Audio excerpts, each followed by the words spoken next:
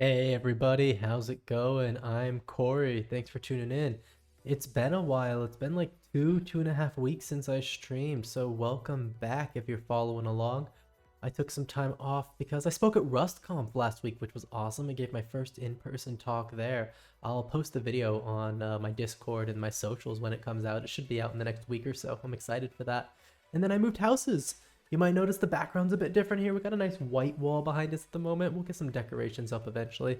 But I moved houses, so took a little bit of time off for that. But I am back and ready to go again.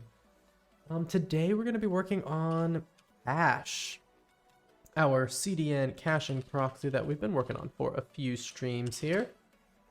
So this is our GitHub for cache. And let's dive right into it. So let me flip over to code, and we have this plan doc that we've been writing at the end of each stream. So what did we do last time? That's not how you spell fourth. On our fourth stream, we got everything deployed to fly.io.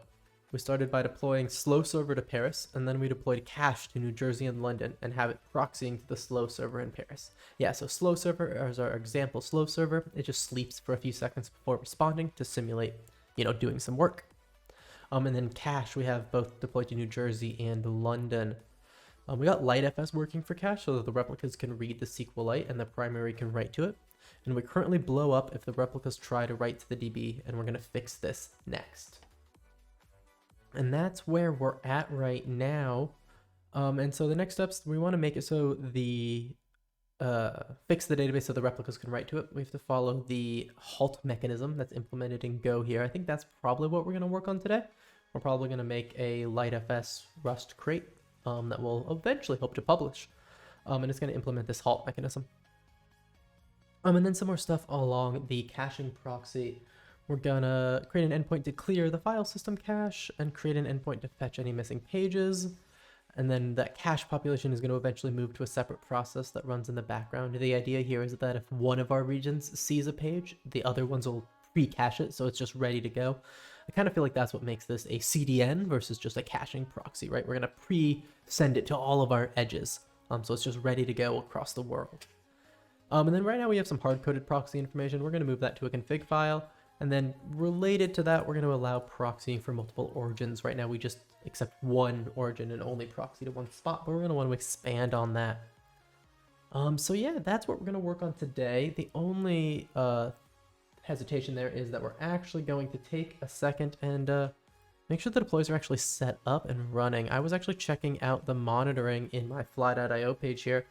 And you can see that both cache and slow server are suspended. And if we look at the monitoring, is this of slow server? Yeah, if you look at the monitoring for both of them, they're getting errors about unable to start the machines because of insufficient memory to fulfill the request. So I think what we're gonna do is start by fixing that.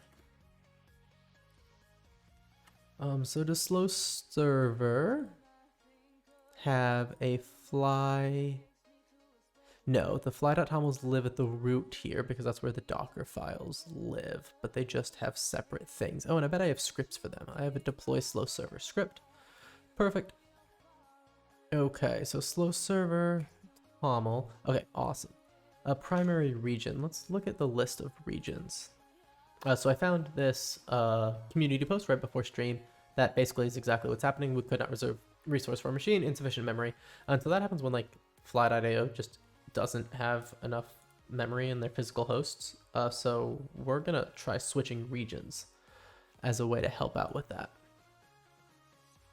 So we're in Paris right now, but let's try a different one. How about Frankfurt, Germany? Oh, paid plans only. I'm not on a paid. I think I'm probably on a paid plan. Let's find out. So then scripts. Oh, not yet from slow server. Scripts and deploy slow server. Awesome. While that runs, I'm going to mute myself for just a second and make sure my audio is working over here on my laptop.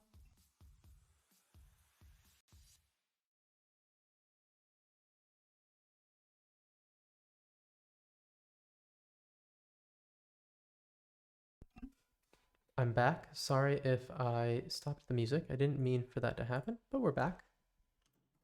Okay.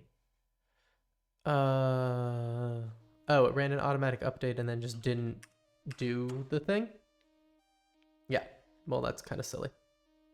Okay, but now we hopefully are, we're going to build it again, and then I hope it gets deployed to Germany, Frankfurt, and then we can turn down the Paris one. There's nothing special about Paris. I just chose Paris because it was on the other side of the ocean from me. I'm in New Jersey right now, so that's why one of Cache's servers is in New Jersey. And so we're going to let this build its Docker file. Hopefully this doesn't take too long, but it might because it's going to have to build everything for the server. There's going to be nothing cached because this has just been a while since I deployed, and we're using the remote build server that Fly gives us, so it doesn't have a super duper long-term cache.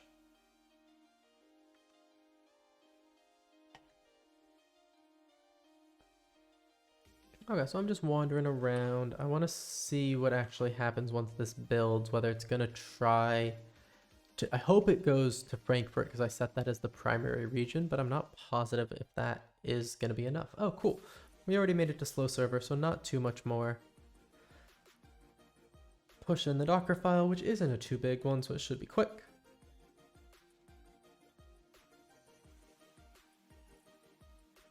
Okay, awesome. Pulling contain... no, it's not going to work because it's doing it in Paris still. Oh, wait.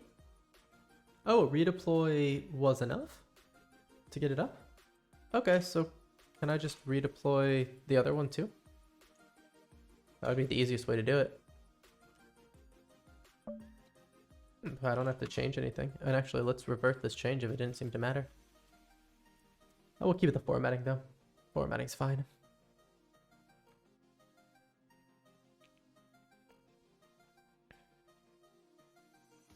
Put on a different station for the background music today. This is happy EDM, and I'm enjoying it. It's got a nice tune to hang out to.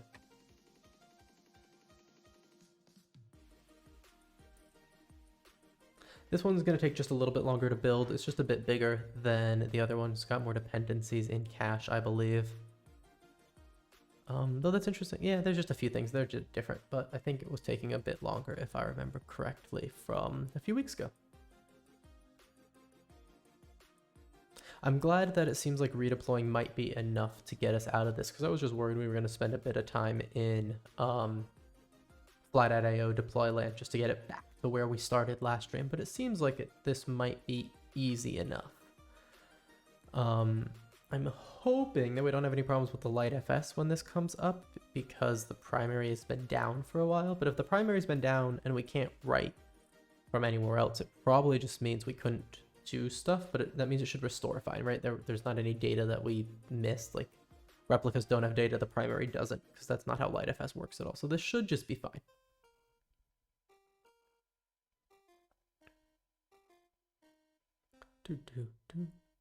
Yeah, okay, we're getting a little bit longer. Yeah, this is taking about 90 seconds now. A slow server took about 60, so quite a bit of a difference there, but not awful. I wonder if I could also compile these locally and push it up. That could technically be faster. Not sure why I said technically, but it definitely could be faster. But we're using the remote builders at the moment. That's probably because I actually don't even have Docker running. I usually don't have Docker running locally unless I need it. There we go, we made it to cache. Oh, let's add something to our plan. Just while I'm thinking about it, we need to write a good readme for this. Oops.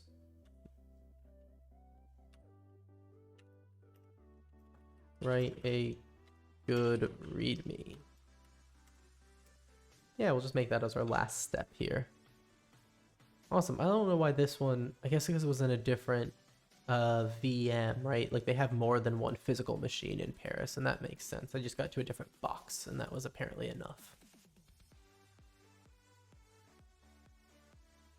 No proxy target set. Skipping proxy, yep. Node is already, okay, awesome. Perfect. Awesome. Okay, so this looks like it's going great.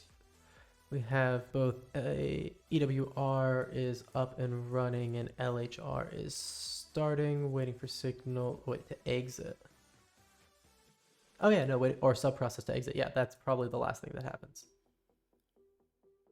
Not a candidate, skipping automation promotion. Perfect. Yeah, awesome. So I have, let's actually take a look at that real quick because I think it's interesting. In cache, actually I don't know where it lives. Somewhere here, let's remind ourselves how this is all set up. There is a lightfs.yaml, this file. Yeah, okay. So this tells us, this is how LightFS is set up. That's the database of, like, here, let's pull up LightFS quick. Yeah, there we go. Okay.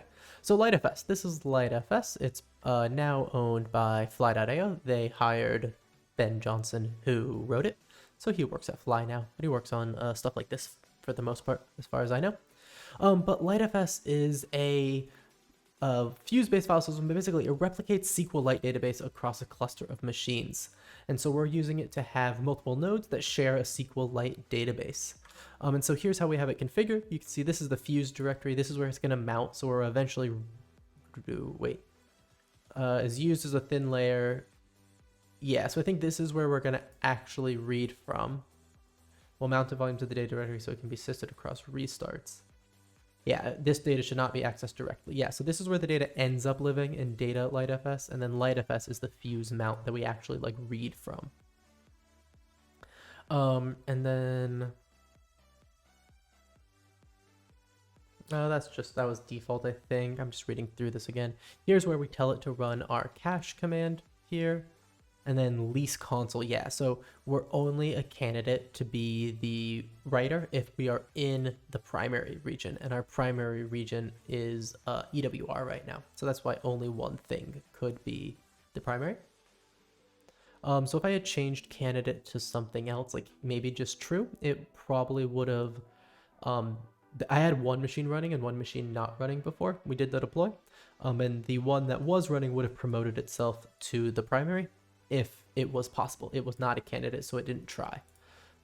But if I had made it a candidate, it would have tried. So just a little bit of background on some of those LightFS configs. Okay.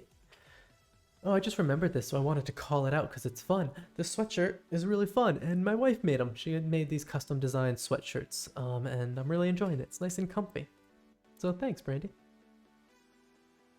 Okay. Let's get started. Are we deployed? Like, can we go to this? Can I go to slow.coreyja.com? So slow.coreyja.com is actually not going to be very slow. Because it is what is fronting. It's actually hitting the CDN. Underscore cache. I think that's what I called it. And then list. Yeah, how about that one? Perfect. Okay, so interestingly enough, we have some pages in the cache multiple times. I forgot about that. Entries. Okay, so I think this is what's actually cached and this is what's in SQLite. And that makes sense because what's actually cached is cached on, well, disk. So I thought it was going to survive reboots, but maybe it didn't. Or maybe I cleared it. But if I just hit slow, 1, 2, 3, 4, 5-ish. Oh, there we go. Now we got slow. But now if we refresh, the timestamp won't change. And it'll be fast. Yay, awesome. So our CDN is working. Now taking 12 milliseconds to respond. And now if we go to the list,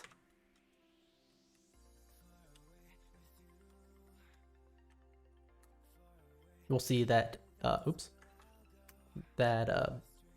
slow pages in our entries now. Sorry about that. Had a big sneeze.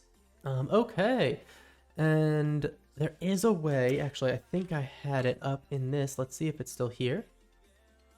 Awesome. Okay. So I can now use Parse. So Parse is just a REST client, basically, right? So I can do a get to this list endpoint, and I can tell Fly with this header which region to use. So I can tell it to hit the one that's far away and see that it's not cached, but it knows about it in pages because those are shared. And I can tell it to go to EWR, the close one to me, and we can see that we get the answer there. Awesome. Okay, so just to test this out a little bit, if we hit LHR with slow, 1, 2, 3, 4, 5, that should, there we go. Oh, ooh, okay, and this is the problem. Attempted to write to a read-only database. So this is what we're gonna fix. I forgot. This happens at the end of a request. So, and actually now it's cached. So we put something in the file system and then we try to write it to the manifest. But once it's in the file system, the next request is gonna work. So ta-da, next request worked. And let's take a look at that code quick, because I think that's interesting. So that's probably right over here. So this is basically everything that happens. We have one big method, get potentially cached response. So we take a request and we return a response either by hitting the origin or pulling it from the cache. So we look in the cache and we see if we can find the response. So if it's already on disk in the cache, we use it. We do some stuff to check the headers to make sure we actually can use the cache. But if we can, we return it. Cache hit. And then if it's not a cache hit, like we just saw, we're gonna actually make the request. So we're gonna proxy the URL to the origin and get our origin response. Once we have our origin response, we're gonna create the response to cache. And we're going to do, where is the actual put it in thing? So if we're allowed to store it, we check to see based on the headers if this is a storable response and that it has time to live, right? So it hasn't already expired. Then we create the cached response and we write it to the file system. We're using cache as our, or CA cache? I don't know. We're using CA cache as the crate that lets us do our file system caching. So we use that and save it to the file system, and then we try to insert it into our pages table. And this insert is blowing up because we cannot write to our database from this region, but the next time we read it from the cache, 1, 2, 3, oh wow, 4, 5, that wasn't what I expected. Oh, aha, I know what happened. That's fun. So once we can read it from the cache, it works great. So what happened there? Why did it not work again after a second? And that's because the TTL that we put on all of these, well, I was looking for, oh, there it is. We set a max age of 60. So in 60 seconds, that cache expired and we had to fetch the page again. So that's why I had talked a long time, so slow, so it was slow again because our cache had expired, which is pretty cool. And that's actually another thing that we would really like to add to cache list is we would really like to know the time to live of all these entries. Let's see if we can add that. Let's at least add it as to our plan document.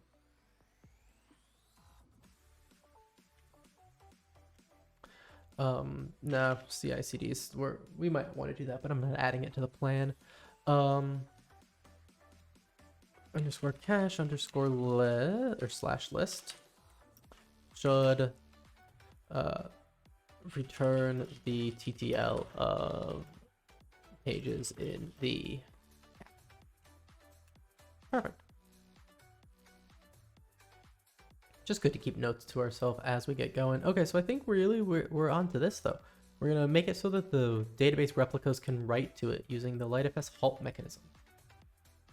So this is implemented in Go at the moment, and it's gonna be fun. They're making syscalls, and they're touching file descriptor lock constants. So it's gonna be some low-level stuff, and it's gonna be fun.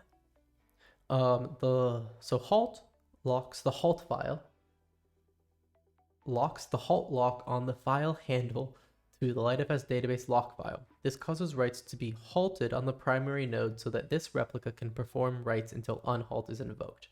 The halt lock will automatically be released when the file descriptor is closed. This function doesn't know up if the current node is the primary. So this is what I need to replicate. It's just halt and unhalt, and then I'll probably write a with halt thing that does that. Lag reports how far this node is lagging behind the primary. The lag is 0 on the primary node. In the absence of new transactions from the primary, heartbeat messages are sent at 1 second intervals. Okay, interesting. So yeah, I need to implement halt. And so this is making a syscall on, and that's what I need to figure out, f.fd, which, oh, on a file. So you tell it to halt on a file. So with halt, okay, perfect. So our file is databasepath with -lock at the end of it. And you open it with these permissions. Okay, that makes sense. Cool. With halt, executes function with the halt lock. Yeah, okay. So yeah, I just need to be able to halt and put this lock on a file descriptor, which is gonna be new to me. If I just search for this in Rust, what happens? Haha. Function around FC and convenience method to make interacting with it easier. Yeah, advisory record locking. Hope that's what I want. It feels like it is, but I'm not positive about that. So we can only do a few types of locks. What kind of lock do I want? A right lock, an F right lock. Okay, cool.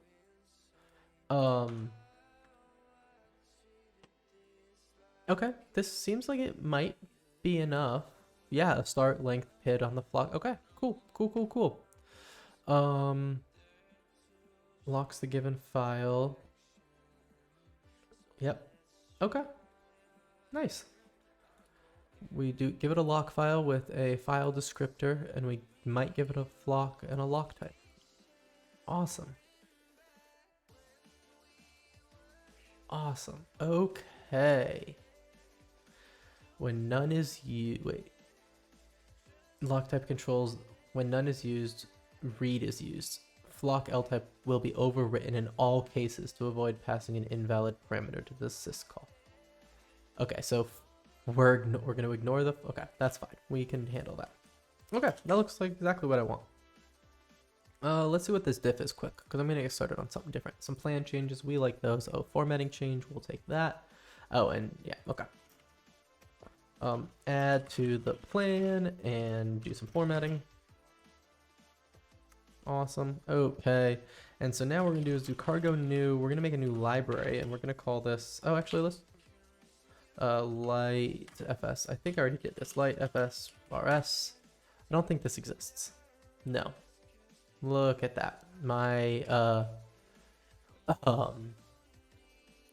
my stream comes up. That's pretty fun. Okay, so it doesn't look like this exists, so let's create it. LightFS-RS. Awesome. And so now we're going to add this to our workspace cargo.toml. Tell it that there's another thing here called LightFS-RS. And now I should be able to cd to LightFS-RS cargo build. Ta-da! Awesome. Okay. Okay, so let's just remove this. Let's just clear this out. We don't need anything right now. Cargo add, and we're gonna add. Did I close it? Uh-oh. Yes, I did. FC NTL. Woohoo. Okay.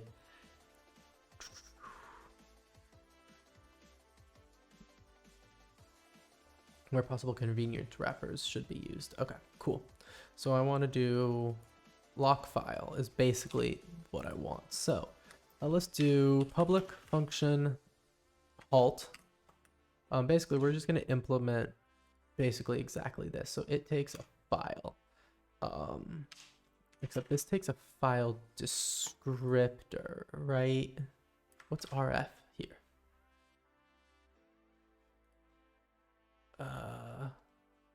Source.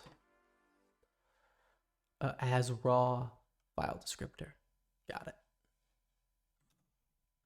A reference to anything. Okay, but like I could just do something like this. So this is just halt. Those are what I'm setting.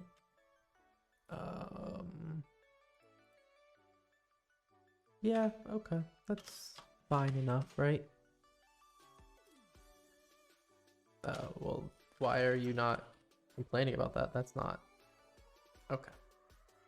Air no location in the root. What? Oh no. No.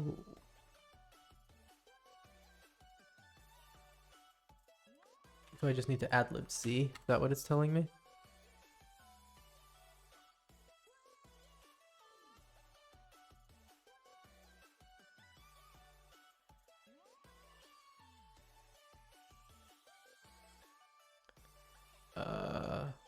Hmm.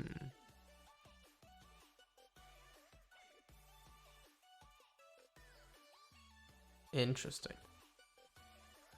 That's not great. Is there like some feature flags or something that I need to turn on here? No?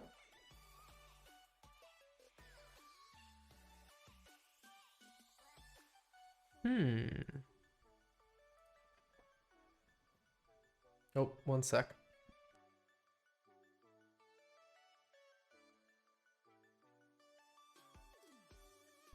I thought I had a sneeze coming, but now it doesn't want to, so.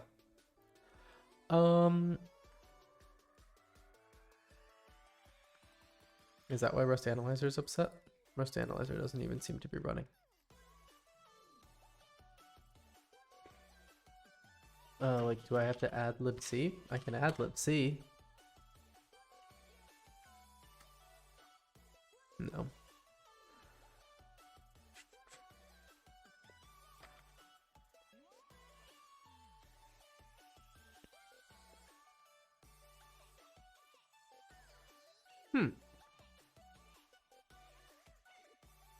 It's here. No air, no location in the root.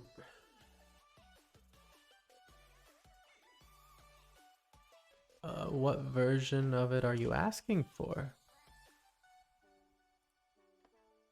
libc at 2. Yeah. So which version are you getting?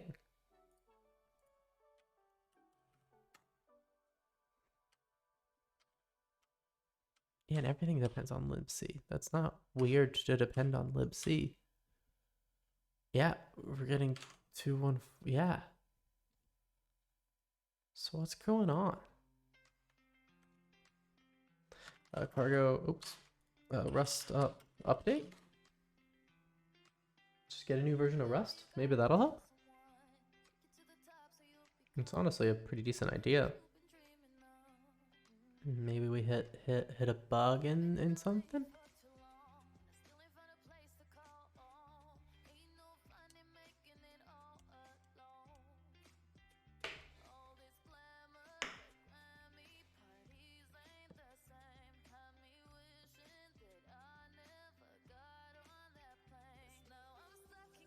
My iPad wasn't playing the stream, so I wanted to make sure that it wasn't all frozen for you guys. But it was a me issue. Or a I hit pause issue. Oh, okay. I don't like that. That's not fun. How big are you? Enough.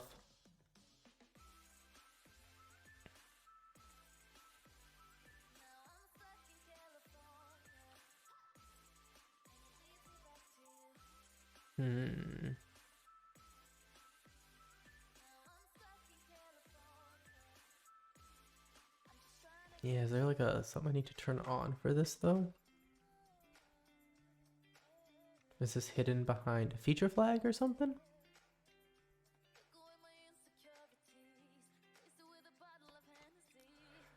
I don't feel like it's any of these.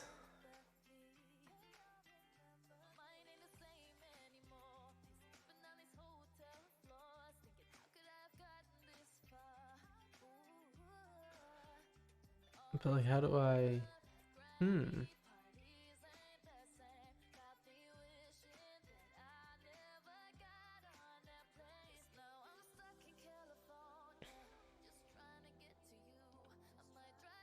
Oh.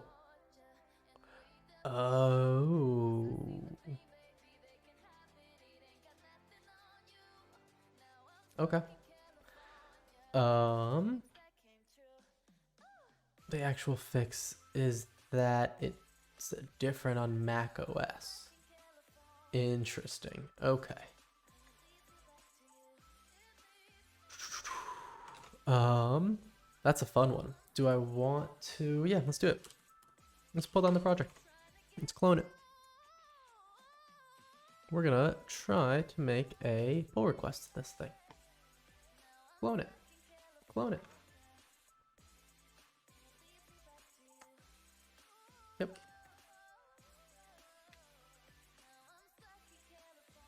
I'm actually not sure if GitLab has any idea who I am with this SSH key. Oh, it does. Love it. Or it just didn't care. Don't know. Either way, it's fine. BD this thingy. Yeah, that. Okay. Code. Open this. We're gonna open it in a new one though. Perfect. That's what we wanted. That's fun. I like that. I don't know why I would want it, but it's cool that it exists. Okay. Cargo build.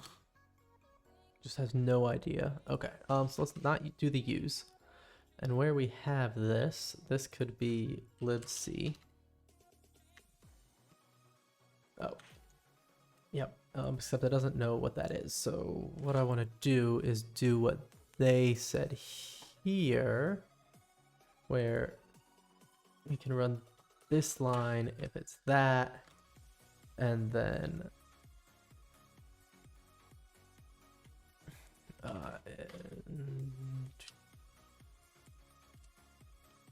and I think it's just error.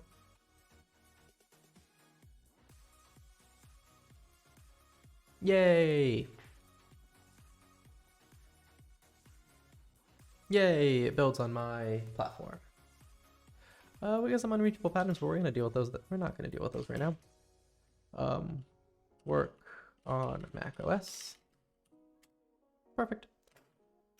Add config adder to use underscore libc underscore error on Mac OS. Yay, love that someone gave me that answer on the internet. Well, let's just minimize you. I don't think we're really gonna need it. And here, we don't need to depend on libc directly. Path equals /2, right? Because we're there. Yep.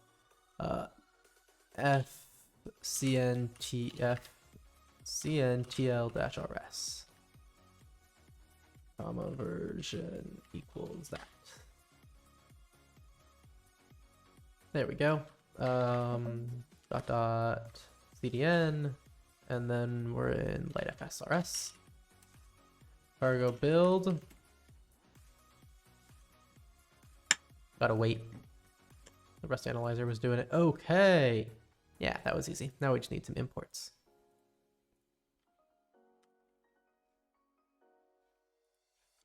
Import that one and import this one. Mismatch types. Oh yeah, of course. Do. Yay. Okay.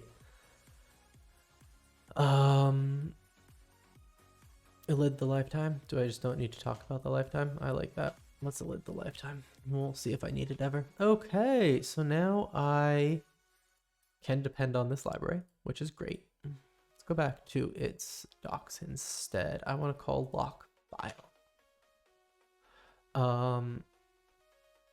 Yeah, like I guess a file descriptor is fine. We'll see if I actually like passing in a file descriptor here, or if I want to pass in like a database URL or a database path or something else. So yeah, I just need to construct these. So like let's keep the to do there. Let a flock equals a flock. Yeah. Let's add the missing struct fields. Okay, and let's just copy what's going on here. Start is the halt byte. Okay, so const halt byte equals 72. What do you need to be in I64?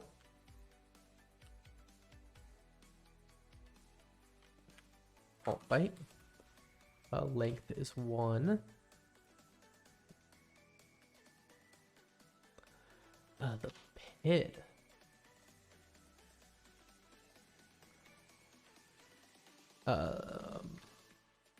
The type is gonna be this thing. A write lock, which is, there's a type. Yep, lock type. Yep. Open let type be let lock type. Can't use the word type. Nope, it's a write lock. So lock type is lock type. Ooh, okay. Can I make this an I16? Is that a thing that it knows how to do? Because it would be a little silly if it didn't, I feel like. But it seems like it knows no methods. Yeah, okay.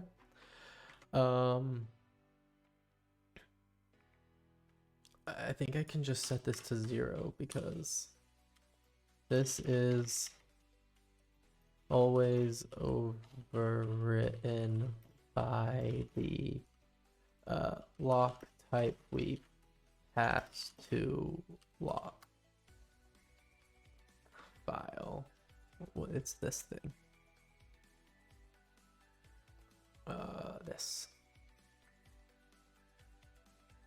How do I do a link in Rustdoc? Rustdoc link to another crate.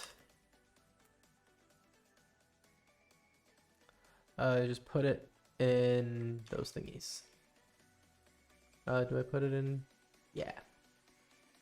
I can still backtick it apparently. Awesome. Oh, let's make that a Docker comment. Yeah. Perfect. Oh, actually, I don't know if that makes any sense to be a Docker comment, but that's okay. What does this PID want to be? I don't actually know. I don't know at all. Structs. The PID. Does this have a default implementation? No. Okay, so let's look at examples then. Does this have examples potentially? Let's go to the repository. No, it does not really. Because it passes none here, but I don't want to pass none. Okay, but I guess let's just look at what happens when you pass none. That makes sense.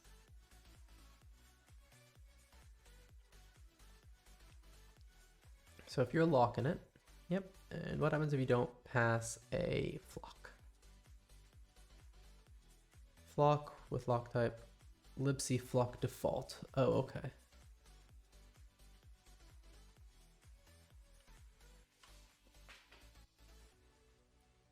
Libc flock default. Let libc flock. Okay, so I guess I'm going to depend on libc directly as well. Cargo add libc.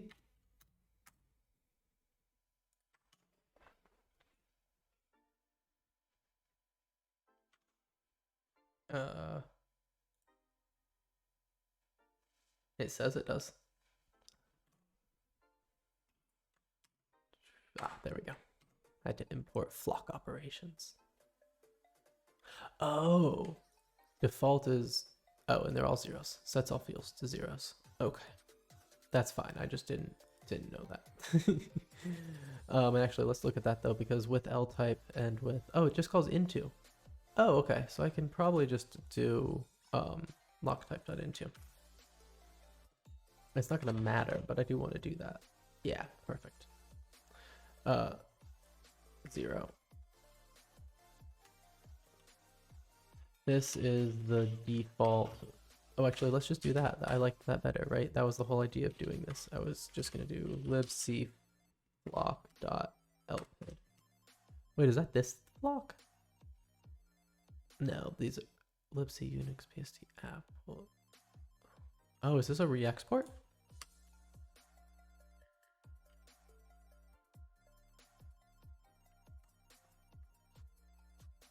No, because default isn't an implementation. This is just a method. Yeah, this is not the default trait. So I don't think I can just do... Wait, can I just do that though?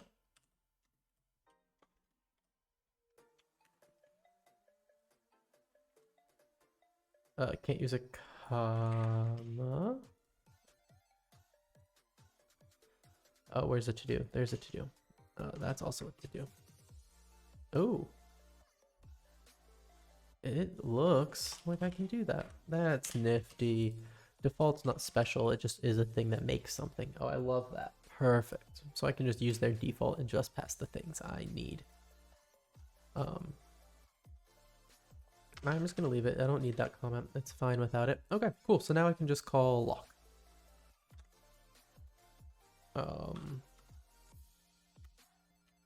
This lock file.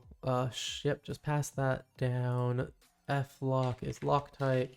Oh no, this is just flock. Okay, not expected a semicolon. Yes, of course you did.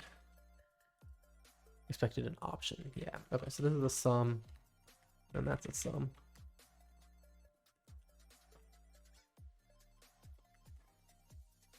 Woohoo! Can't find lock type. Yeah, of course you can't. Copilot.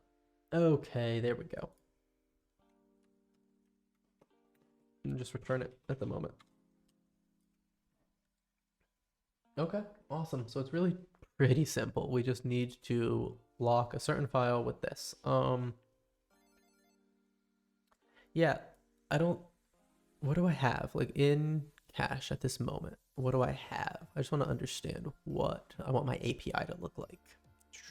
Here, in this big method, we just do execute with a db pool. Okay, db pool, what can you do? Connect options dot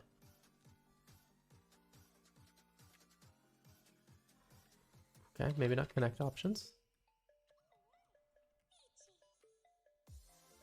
There's just pool options, maybe that. Let's try pool options. What do we got? Connect, no, I want to like get the file path out of you. I doubt that's, well, it is a SQLite pool, right? Yeah, but it's a pool of SQLite. It might not. I'm not convinced. Oh, that doesn't even have anything. Yeah, okay. So I think I'm gonna need that separately. So let's figure out how I'm attaching stuff here. Okay, here's where we do the main. If you have a database URL and we make the pool, okay. And right now we're just binding at, with state database pool. Okay, cool. So right now we're just passing that, but let's make a like struct for app state. And it has a database pool, but it also is going to have a database path, database URL. Let's just do database URL for right now. Let app state. Perfect. With state app state. And then I want to do impl from reference to app state SQLite pool. Love it. Perfect. And then I guess I should do, oh no, because I would be just implementing it for string and I don't really want to do that. Okay. Oh, app state isn't clone. App state can't be clone. Drive debug. And what else? Clone, sure. I want more. I could do more, but I don't think I need anything more. Yay. Okay. And the handlers should still be the same because anything I'm pulling out, I can still pull out because of that impl. And database URL is just never read because database path I might not have, right? Yeah, okay. Parse path from DB URL. SQLite, that's not how you spell that at all.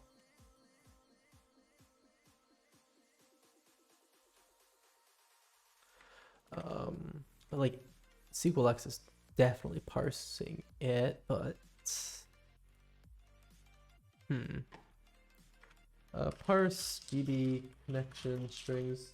Oh, hey, Opus. Sorry I didn't see you join. How is it going? Hopefully you haven't been hanging out for too long without me noticing you. How is your Saturday evening going? This seems like exactly what I was looking for. Connection string parsing. There's another one too.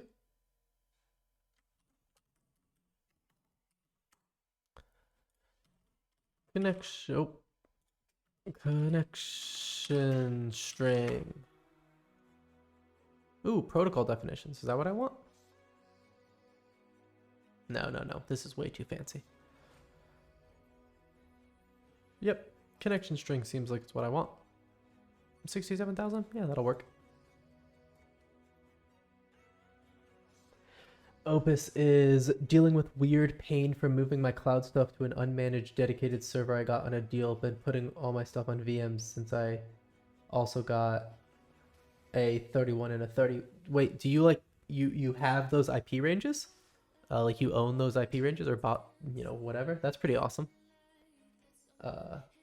Had CI failing because my Git VM only had 32 gigabytes of disk space, which is in fact not enough. Don't you love when some large number of disk space doesn't end up being as much as you thought it was going to be, or whatever, something like that? It's always a fun time.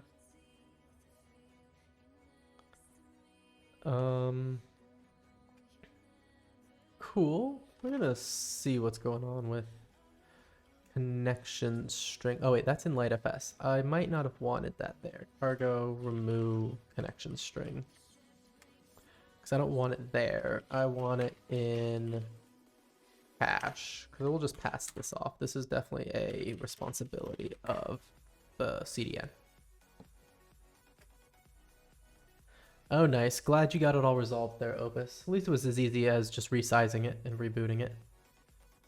I had a similar thing at the start of stream where my servers weren't deploying. They were all suspended in Fly because the VMs that my Docker containers were trying to start on apparently ran out of memory, and Fly didn't automatically like reallocate them, which I think is a little strange, but it's a separate point. So I had to redeploy them, and then they got assigned new VMs, and everything was great. But that was a little interesting. Okay, so we have this. So I want to parse it. Ooh, what kind of things does it support? Oh, I don't want it from JavaScript. Oh, interesting. Okay, let's look at the docs. API docs. Oh, it can't parse very many things. It can only parse 2 things that I don't need it to parse. Great.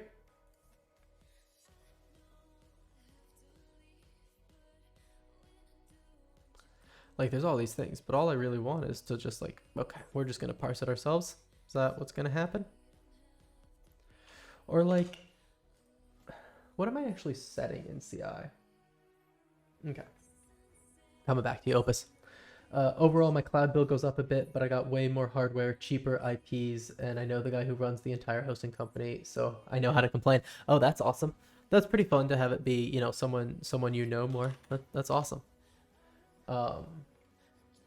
I've never bought IPs. Why just IPs just so you can have a static IP? I've always just taken the IPs from, the host. Like I just have a shared IP v4 right now with Fly. Any specific reasons you want IPs? Just doing some fun stuff where you want more static IPs? Which is never something that I've messed with too much. It's always good to be on better hardware.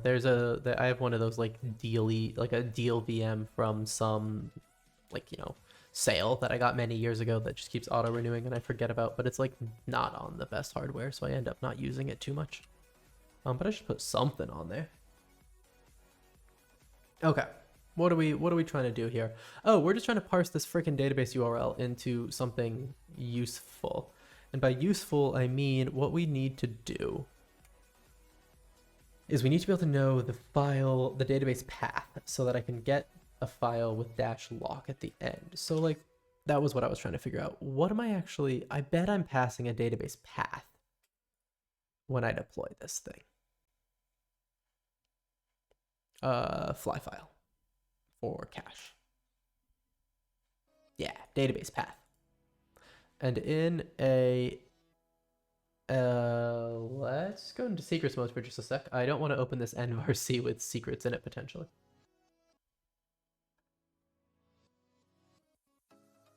Okay, there we go. We're in secrets mode. Okay, that wasn't scary. I was just scared. I didn't know what was in this file. I didn't want to click on it if it was going to blow everything up.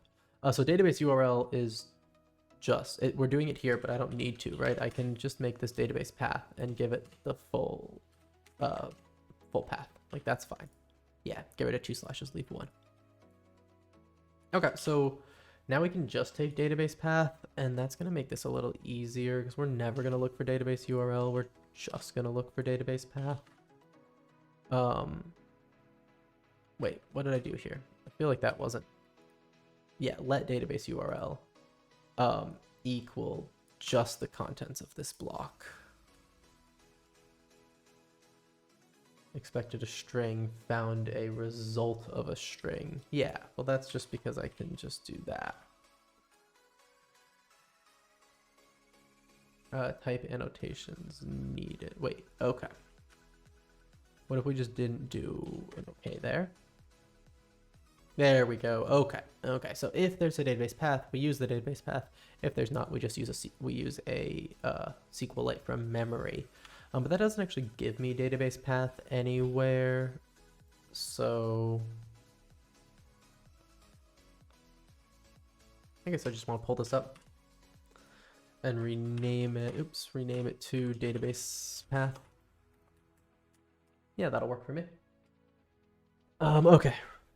Opus. Well, generally, you'd only be dealing with static IPs in a case like this. I need at least one extra since I'm running Proxmox and I can't share the host IPs with VMs or LX containers due to how the networking is set up. Having an IP per VM/container just makes configuration way easier. By default, the VMs will fight for the IP if you assign the same one to more than one VM, and that's not fun.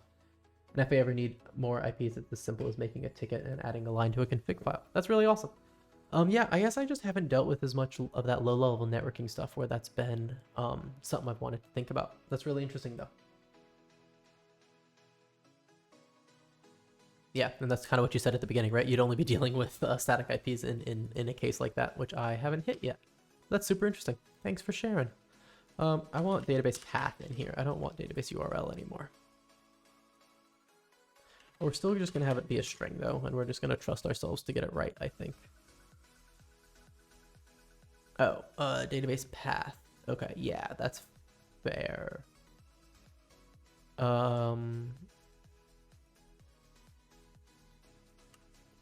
Let's just shadow it here. Database path equals the current database path dot okay. I just want to convert it to an option, basically. If it's okay, we get the value, or else we get none if it's not. Way farther up. Okay. Oh, now it gets an option. Yeah, that's fair. It's an option of this. Because there is a time when there is no database path, and then we're just like gonna have to not call this halt thing. Okay, so we have a database path. That's awesome. We could, in theory, pass that to LightFS, so I think this is gonna want like a database path. And let's just make it a string right now. Yeah, so now we have to make the file descriptor, but that's not too bad. We're just going to do exactly what this thing did.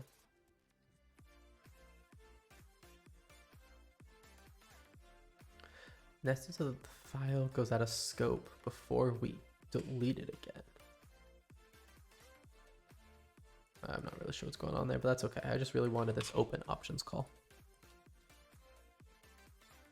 File descriptor. Okay, so let lock file path, and this is gonna be something like that. It's format of, you take the database path, kinda, you just do dash lock, and you don't need that. I love how, what is this? Copilot, GitHub Copilot just like always uses the old syntax for format. Kind of funny. Opus says, once I get my bot running and ClickHouse is having fun with full text search, I'll finally be able to use a good chunk of the 128 gigabytes of RAM. Oh yeah, that's a lot of RAM. Yeah, full text search though, I can't imagine how that's gonna eat a lot of RAM, so that'll be fun though. What's the full text search gonna be for in the bot? What's that'll be fun. Like what are you full text searching over, or the plan, I guess. This should not unwrap.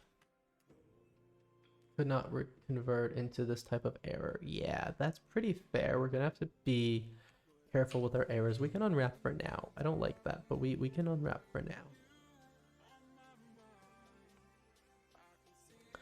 Do I need to make this like I'm gonna write to the file, so like I guess we should give it read write permissions probably.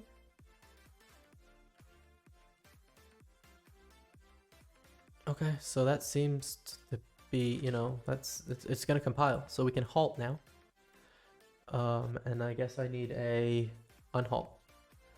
Logs. Maybe I'm not fully sure how I'm gonna structure those in the DB just yet, and logged messages from users. Oh, okay, so standard logging full text search stuff. That makes a lot of sense. Gotta use that 128 gigs of RAM though. That sounds fun. Where's the go? Yeah, okay.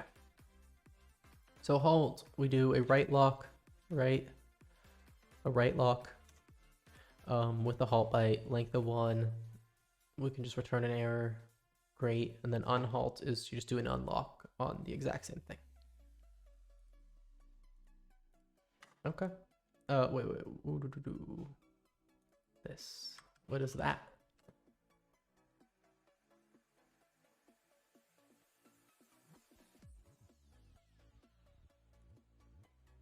Seven. Love that. I don't just know what that means though. Like it's 7. Great. Okay. Set LKW. I don't even know where I would. Is that what I would pass to my file options? Is that what's happening in Go?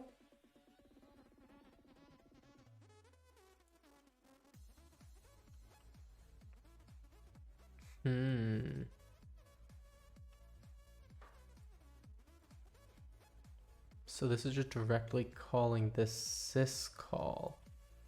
Interesting. Yeah, I get that it's 7.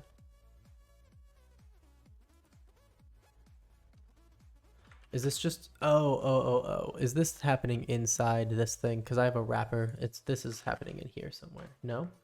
Uh-oh. Oh, setlock wait. Got it.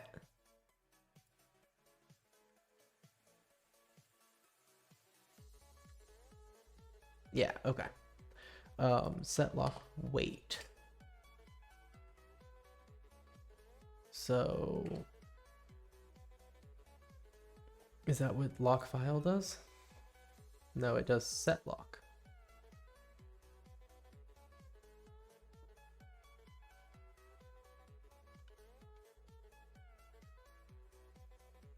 Yeah, so I don't want setlock. I want setlock wait.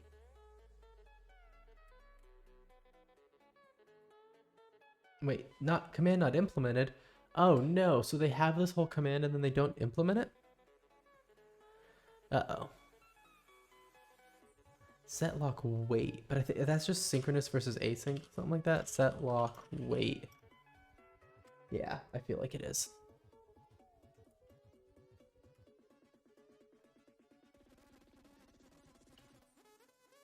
Setlock wait versus setlock. Yeah, okay, that didn't do anything. Currently supported commands. Yeah, I got it. Why would you just give me the enum? Okay. Okay. I don't really love that they give it as a command, but then don't implement it. I'd rather just not be an option here, but that's okay. So I think I'm just going to use setlock. I'm not sure if it's going to work, but we're going to find out. Okay, so that's halt. And it takes a database path, and then I guess I want unhalt, which is like gonna be basically the same thing, except I do like one or two things different. What is unhalt? What's the difference? Go. Syscalls. You just do unlock. Yeah, that makes sense. We're lock. Wait, no, not unlock type though, right? Oh, yeah. Unlock. This is unhalt. Yeah, no, lock. That's not a lock type.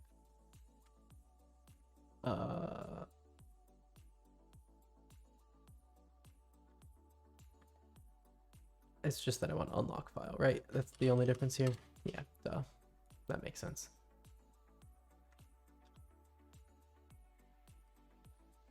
Lock file, unlock file. Oh, unlock file. That's the thing. Single unlock file. Expected 2 arguments found 3. What do you unlock? You just do a flock. You don't need the lock type. Perfect. Okay. So I guess I could like wrap this up, extract into a function where my function name is called get flock.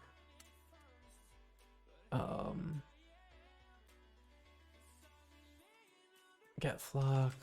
Oh no, I do need that still for this one. Not really though, because I could do flock dot lock type.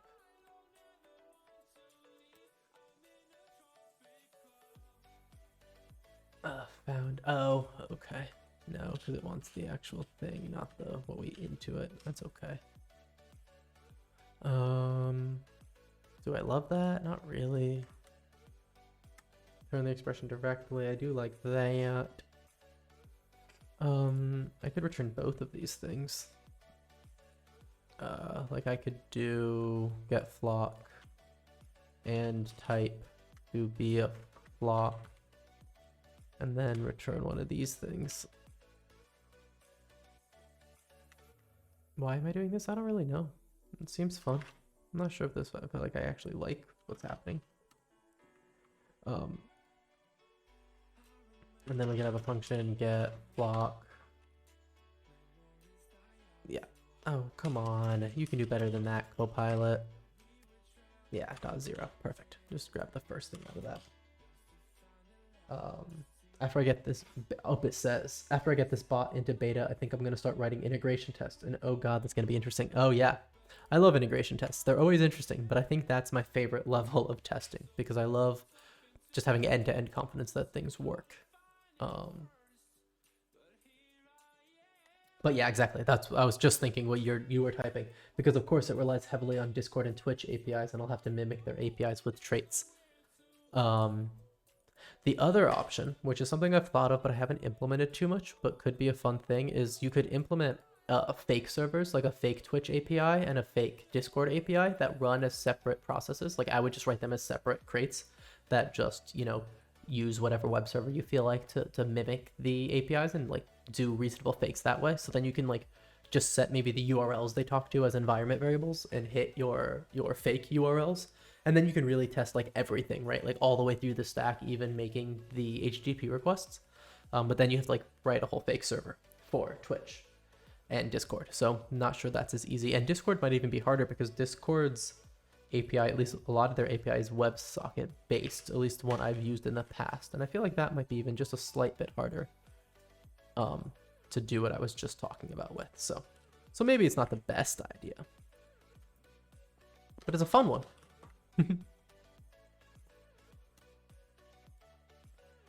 Okay. Let's extract this to a function. Oops. Function. Lock file path. Oh, I see. It needs to take in database path. Yep. And it can be a reference to a string. It doesn't really matter. A reference to database path.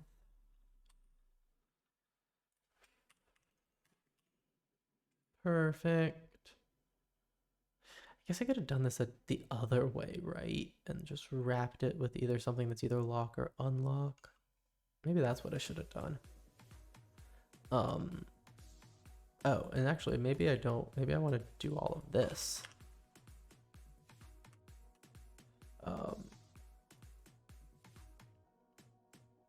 Well, yeah, okay, that's fair. What do you return? A file? Lock file, yeah. Yeah, don't need that at all. This just returns a lock file. File will import. Lock file, lock file. Lock file. Yeah, that's much nicer. I like that. And then this is just lock file. It's just lock file. This we don't need anymore. And this is a reference to lock file. There we go. That I can get behind. I like that. Okay, so now we have halt and unhalt. I kind of want to do one of those blocky, like, you know, a guard that when it gets dropped, it goes out of scope. But maybe I'll leave that till I get something working at all. Okay, so we got database path now. And okay, I think I'm ready to wire this up into cache so that here I can do, I want you to rely on LightFS-RS. And the path to it is going to be like that. Yeah, organize it better. Perfect. Is it because it's local? Is that why I put it to the top? Or because I typoed it wrong at first? Which one of those two things is true? Because I typoed it at first. Connection string we never use, so let's get rid of that. Okay. And let's use cache. Let's use LiteFS in cache. Okay. So this is gonna also want app state. So let's get potentially cached response. It's gonna need app state. No, it's just gonna be an app state. Let's get rid of the pool, because let's do let db pool. So that perfect. But if I have one of these, I don't need to clone it. I can just take its database pool. Those are commented out. Let's remove them. Do I need those? No. Oh, that's when it was in memory before I was using CA cache. Yeah, that makes sense. Okay, cool. Database pool. Awesome. Okay, so then here we want to do if let. No, we don't want that. We want if let. I know we can just do if is sum. Nope, we want to get the thing out of it. I keep going back and forth. Database path. If there is a database path from app state dot database path, then I want to do LightFS.rs comma halt. And pass it database path. I don't actually want to pass it the whole string, so I'm not going to. So let's go change that.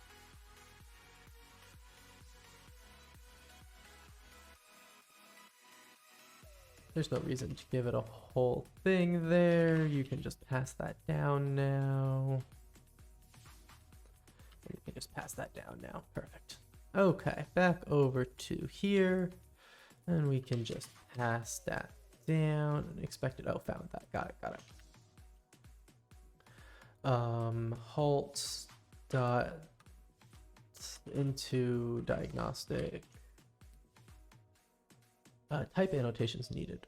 Why?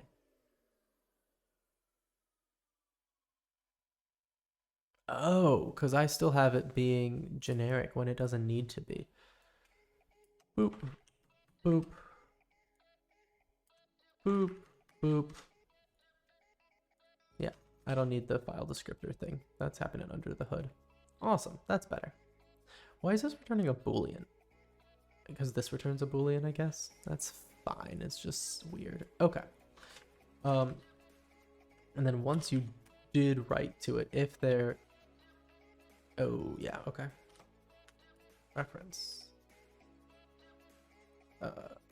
do it as a reference here too, because I just don't care, and that can be unhalt. Okay. And what I would really like that to be is I acquire something, and then when it gets dropped, it unlocks. Okay. Cargo build. It should build. Everything should build.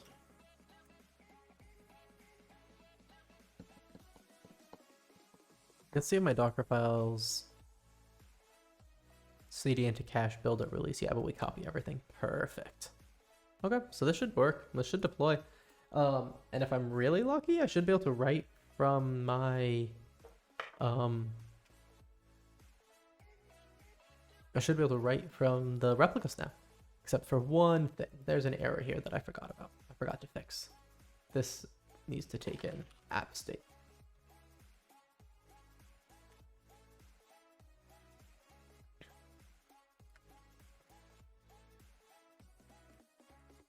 State of app state. Better? Good thing I even tried to build it. I almost tried shipping it without that.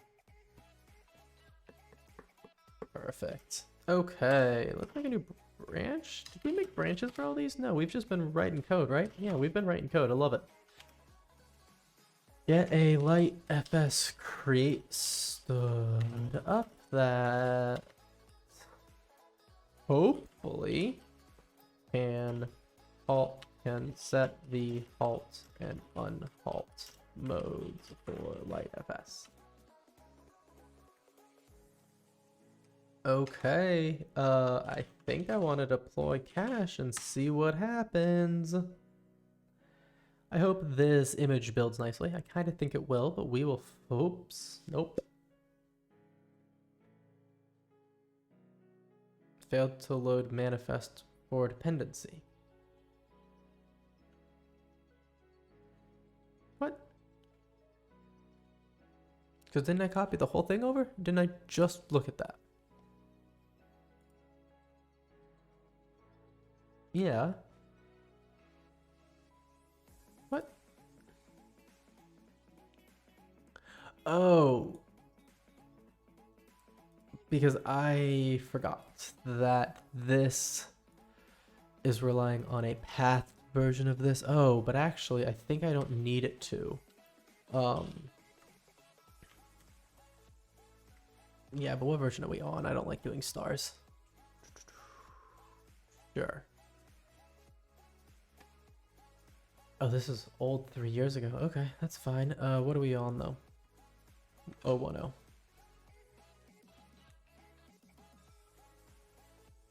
Cool.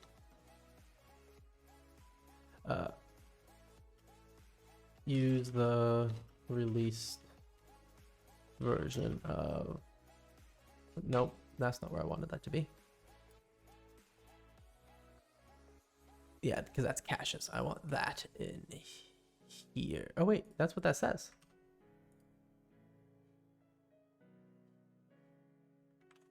Yeah, okay. The cargo path and version, isn't that a thing I can do?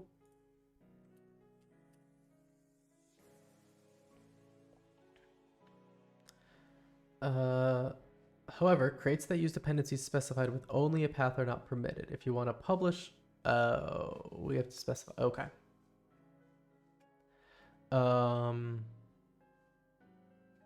Oh, okay. I can do these here. Got it. Okay, cool. So I could do something like this.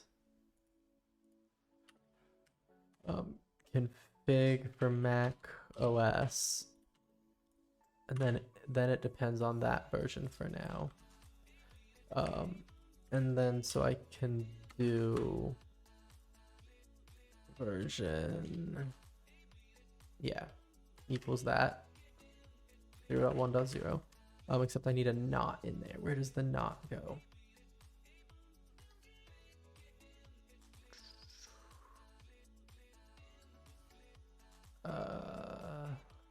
Okay, it's probably the same as it is here.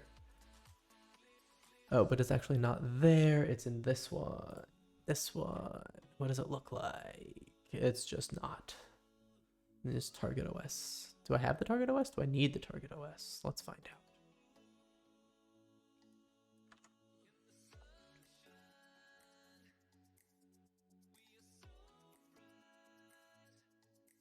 Platform take the same format but are listed under the target section.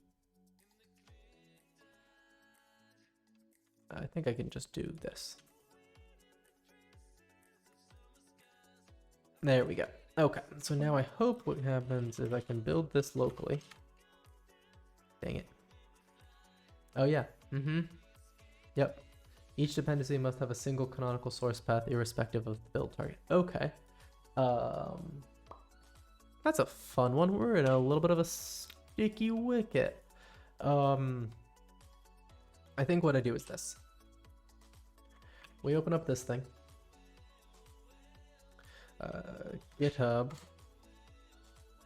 repo create. Yep, create a new repository on GitHub from scratch. fcntl-rs. Yep. Fork of point to their repo. Not all the way to Fabian.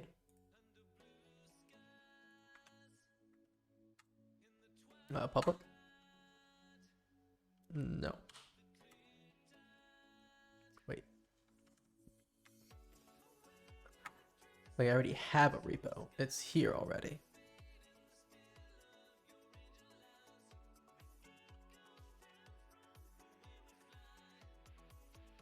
To create a remote repository from an existing, specify the source. Okay.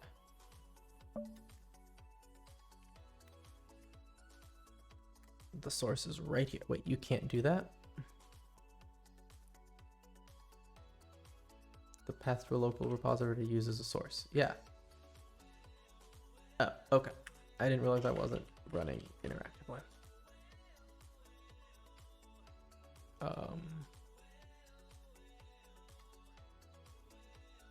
Unable to add remote origin. Why not? Oh yeah, that's fair. I get remote add fork, and that will be this new one. GitHub coreyja / let's just go here. It's gotta just created a new repo that I can find. This one.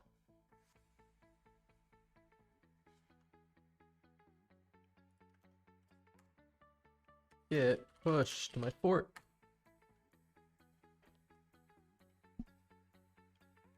There we go. Okay. So now this should be pushed up here. Perfect. Okay, so now I can go in and tell this that it wants to refer to that git.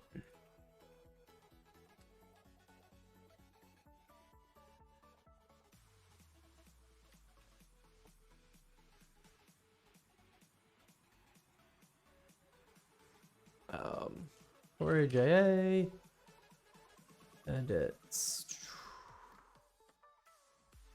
okay.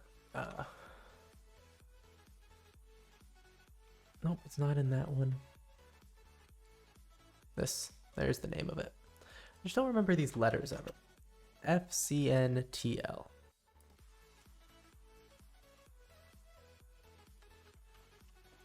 Oh, and let's see, can I add that to the description here? Fork of that.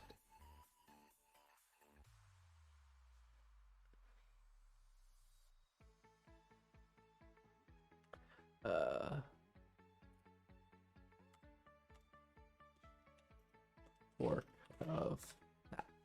Commit. Perfect.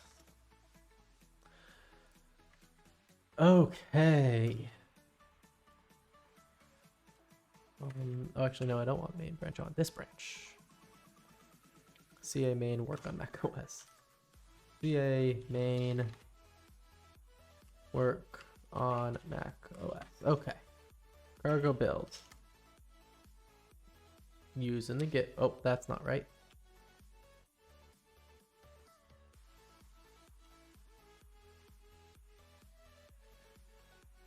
That is. Oh, No. Cargo build.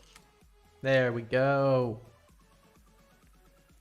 We built locally. Love it. Use my new Git repo as the source for fcntl. Git push. Oh, I didn't really need to push it. That's fine. That's just not what I meant to do. Deploy cache, because deploying, I don't have CD set up, right? So pushing to Git does not do a deploy. I need to do deploys manually. That's okay. We're gonna build now. This build should go through. The last one didn't because it couldn't find this thing because I was using a local path and it didn't pull it down. But now it should pull it from my GitHub.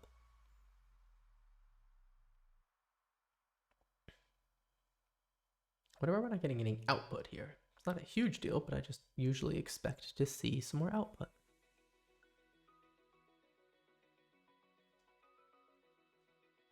Do do do do do do.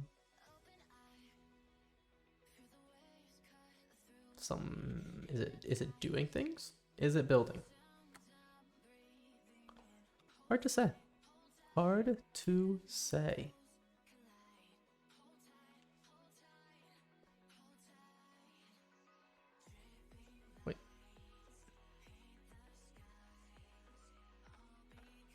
Wait, why is it?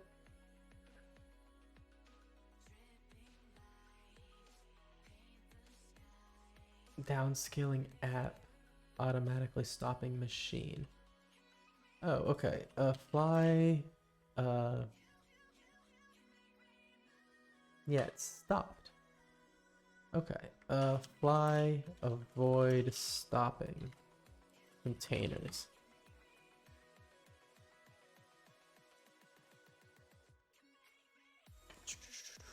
Scaling limits, yeah.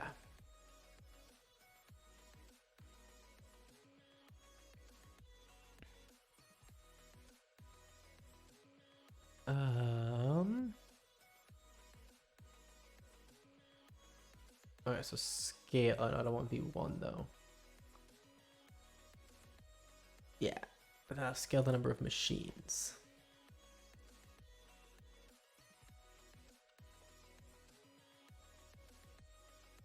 Okay, so this is deploying. That's fine, I guess. We'll just let it deploy instead of messing with this.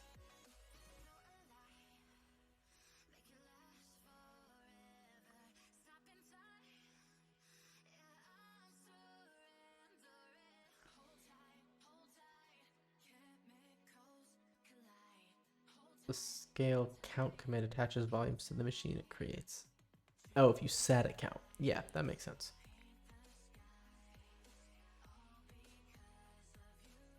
To across the regions you list. Okay. Okay. But now these are going to be up and running, so it's kind of silly. No wall file exists. Skipping sync for it. Oh, I wonder if I need to turn on wall mode. I feel like LightFS might be supposed to do that for me. Who knows? Okay, but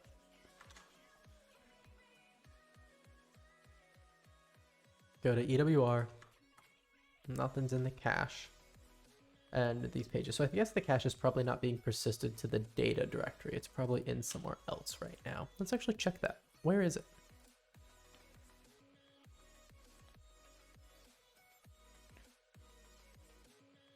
Cache-dir. Yeah. Oh yeah, temp. Oh yeah. That's gonna go away every deploy, which is fine. That's kind of what I want at the moment. Okay. Let's try to let's hit fast. I just don't need to wait for it. Syscall returned unknown or unexpected value 38. Syscall returned 38. Function not implemented. Interesting. Syscall returned unknown or unexpected value 38. But I'm imagining if I do it in the other region, it also still doesn't know what to do. Yeah. But then it's, yeah, okay. But the same thing, we've made it far enough that by the time we get here, but it won't have made it to the database. Oh, except for the fact that it already is in the database because the database has everything. Yeah. Okay. But the syscall didn't exist. What?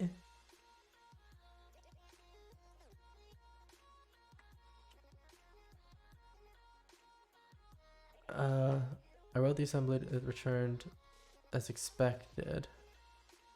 Oh.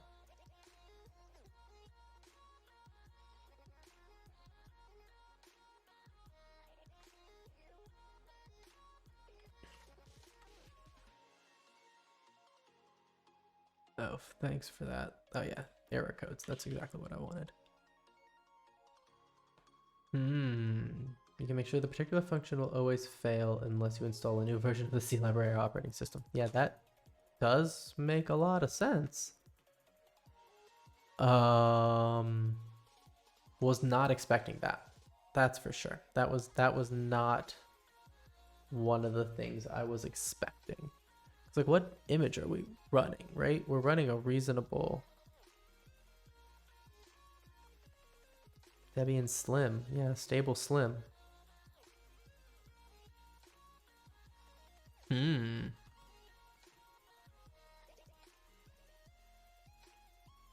Function not implemented. Yeah. Like, that's pretty...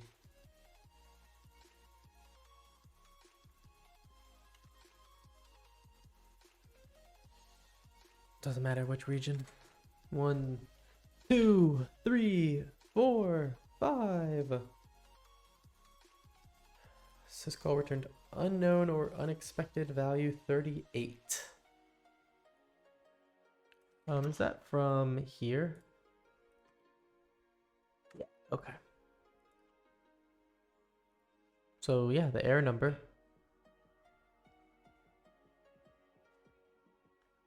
is 38. Fun.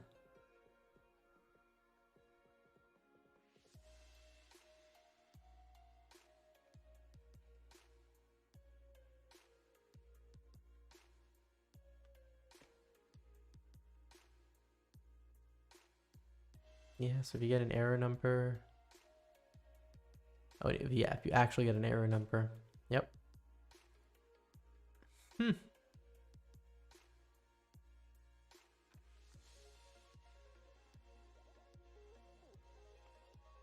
I don't really know what to do about that.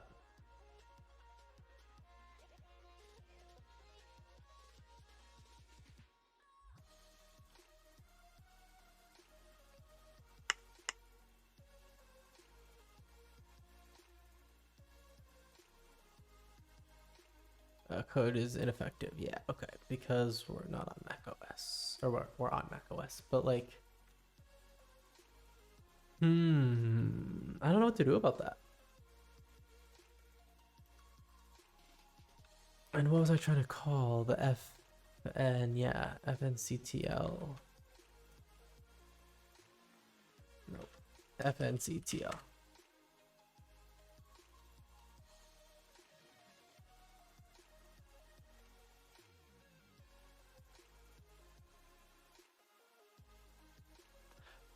Advisory locking isn't implemented on Fuchsia. Oh, okay.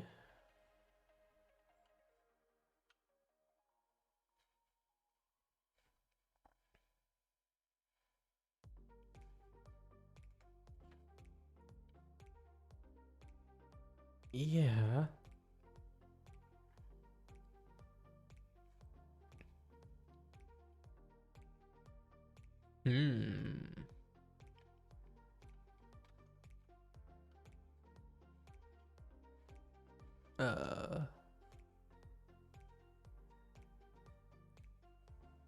How database walking works in 3, yeah.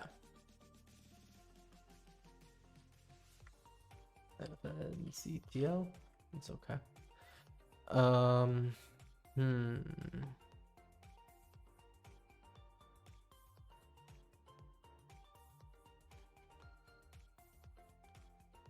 POSIX advisory locks. Yeah. Man.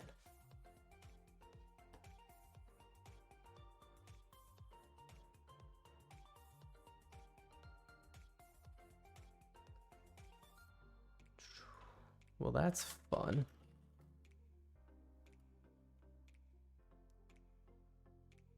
So advisory lock is a different crate.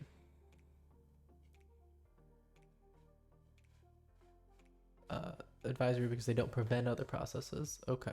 Yep. Cool. Is it actually implemented as via POSIX? Okay, this one maybe then.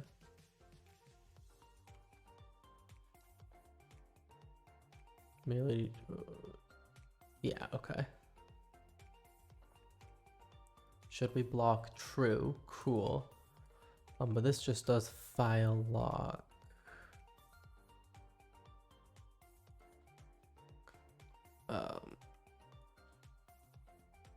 File lock, yep. Options, file options. Okay. So I guess I want the source EU. What do you do? It calls clock. What is clock?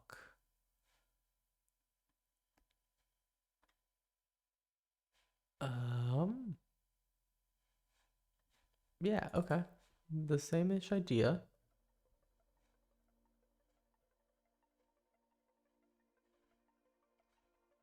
But it doesn't give me as many options. And I need those options. That's how I'm going to set the right type of lock for this.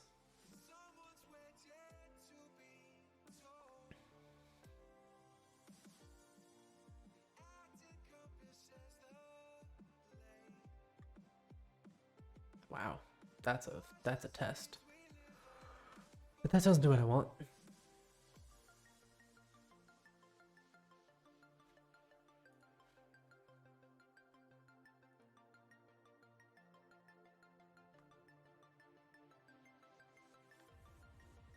What implements you?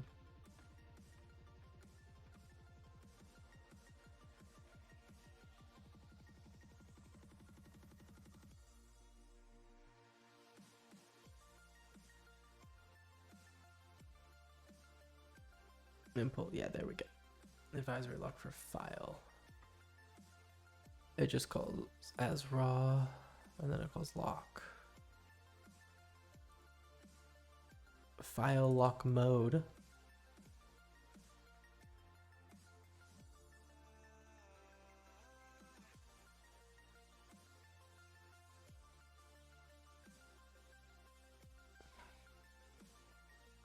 Lock sh, lock ex. It just calls libc flock. Isn't that what my flock thing's doing? Calling libc flock eventually? No, it calls libc fcntl.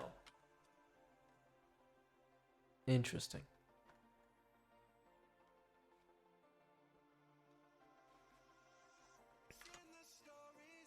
I don't know what the difference is. Libc flock versus nctl. There we go. More powerful than flock locks. Like flock, they're both shared exclusive. However, unlike flock, each lock has a byte range associated with it. Different byte ranges are completely independent. Yeah.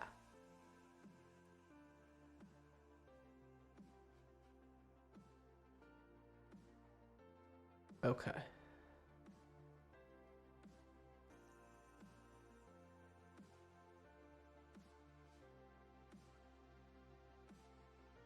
Okay. Don't work out files and mount data.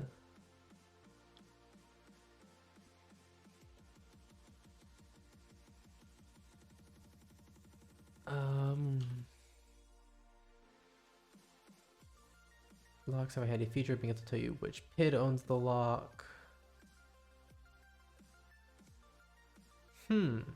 Okay. So FC until lock Debian?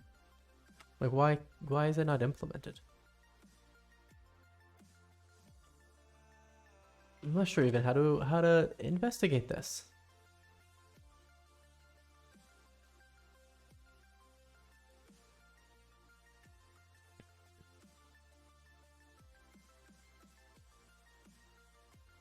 Not invalid argument.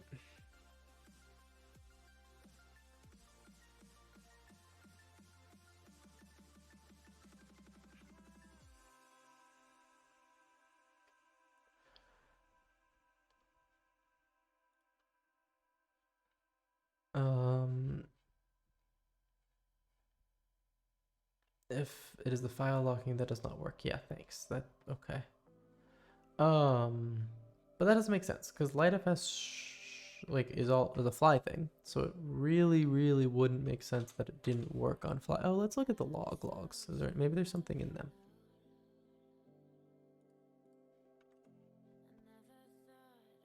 They're stopped again. Ugh. Why do these keep stopping?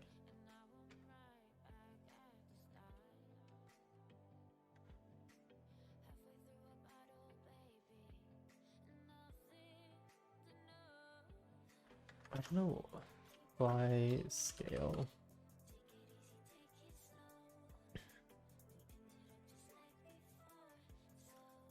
Show. Count 2. But like they don't exist. They're stopped. Why are they stopped?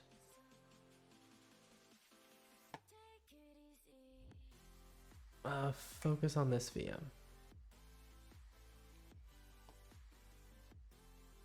Okay, so fly load balancer. Load balancing.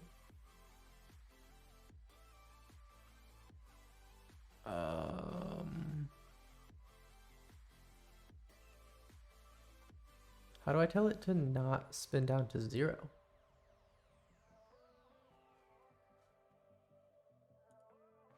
Not sizing.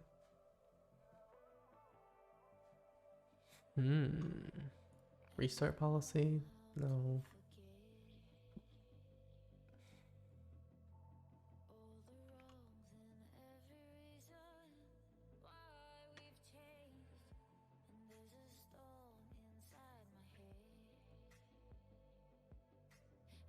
Ah.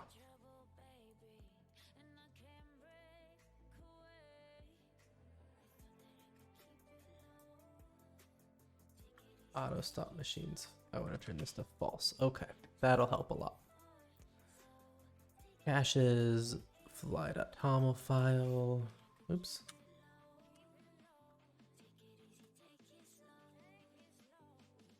Services, I think, right? Yeah.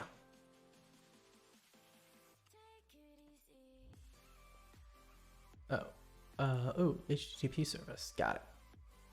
Auto stop machines, false. Oh, wow. It's like just in there. I didn't even, oh my gosh. Okay. False. At least one running. Okay. Well, that was a fun one. I didn't even know that config option existed. And the HTTP service needs to stop stopping my machines. Could probably do this to this one too. I don't think I care as much though. Because if this one gets stopped and gets started when it feels like it, that's fine. There's only one of them. We don't have weird replica issues and all that stuff. And it seems like it did the same thing, but if I hit it directly, it'll probably wake up. Yep, it's awake.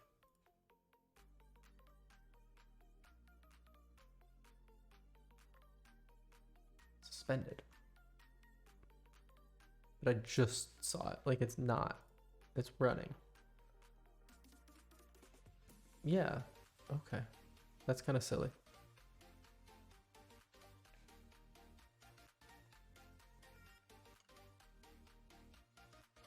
Restarting system.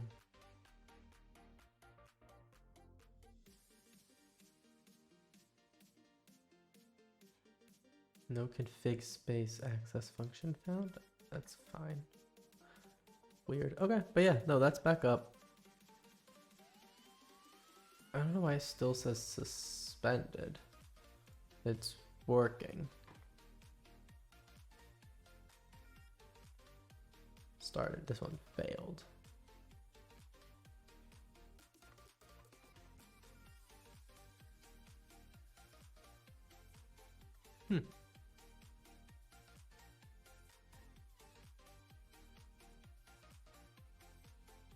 Yeah, one. This, yeah. And then this one. 1, 2, 3, 4, 5. Took a little longer, but the same. 1, 2, 3, 4, 5. The timestamp will change. Yep, cool. Okay, so that's working great. Of course it is, though. Oh, what's going on? Okay, that just took a while to update. Cool, cool, cool. Monitoring. Okay, there we go. Got the primary here.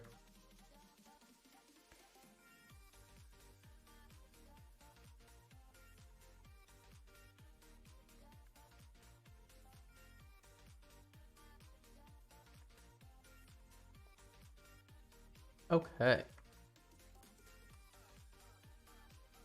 Perfect.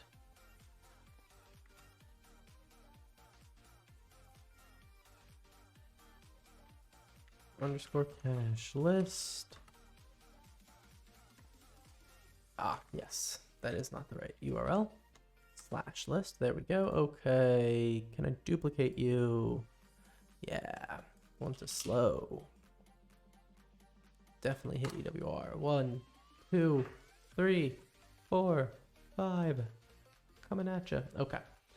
Syscall returned unknown or unexpected value 38. Yeah, so the same thing. Oh, and is there anything in logs? That's what I wanted to check before. That was the whole point of this. It seems like no, because it seems like it just returns the entire thing. So LightFS FNCTL syscall 38.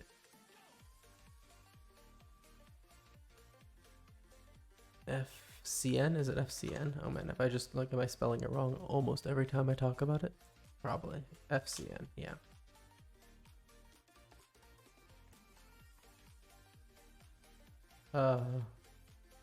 Your program fails bad file descriptor. Change the file open to closely match this.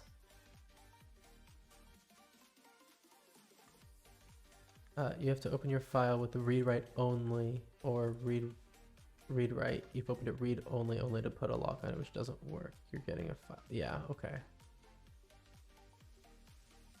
Bad file. Yeah, well, okay. I'm not getting a bad file descriptor error. That would make sense though if I was getting a bad file descriptor error. Read, write. Yeah. What other options? Create true. Yeah. Maybe that'll do it. Yeah, because the file doesn't exist. That actually makes a lot of sense to me. Okay. Stop machines from stopping. And try to create lock file before using it. I'm not sure that's like the thing that's happening though, because I'm getting the error I'm getting seems to be that it doesn't know how to do this,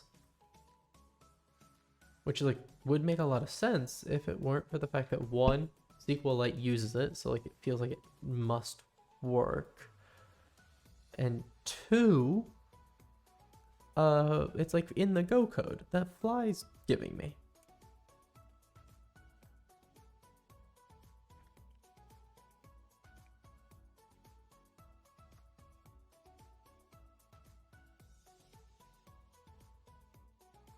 Oh, 38's also that number.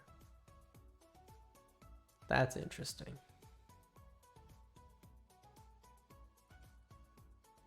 That's pretty interesting. I wonder if that's more related than anything. Because when we call this, yeah, command.into, What if I just...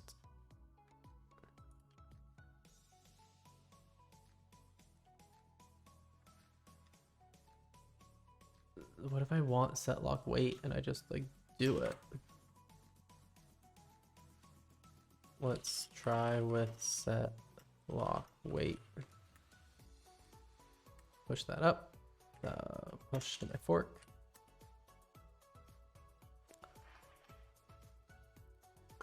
Oh, I forgot that I had made things over there on GitHub. What?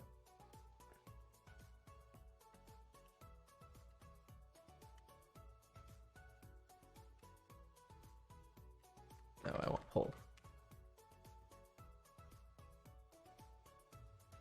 There we go. Yay. Okay. And now I should be able to do the other command here. Now lock. Oh wait, is that in the...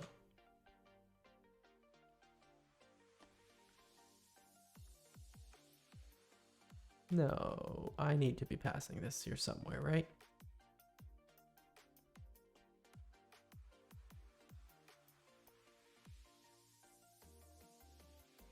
I know lock file is gonna call it with setlock explicitly. Okay.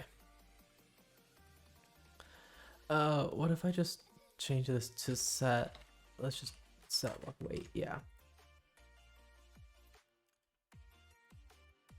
Oh, well, okay. That's fair, but it's not what I wanted. It's not where I wanted to edit it. I needed to edit it in this one. So here, so I don't really want to change lock file, but it's definitely the easiest thing to do.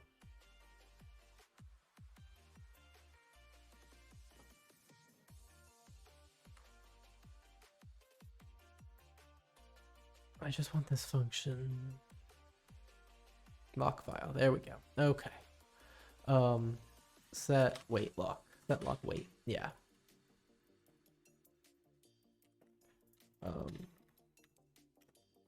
Kinda a hack, but use setlock wait in lock file. Push to my fork. Okay. So now I think what I want to do is just try redeploying it. And see if it does anything different, I guess.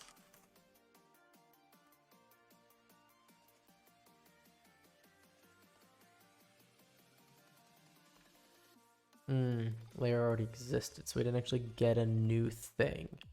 That's fair.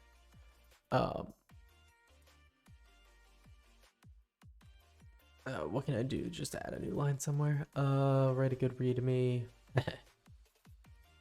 Write a great readme. Love it.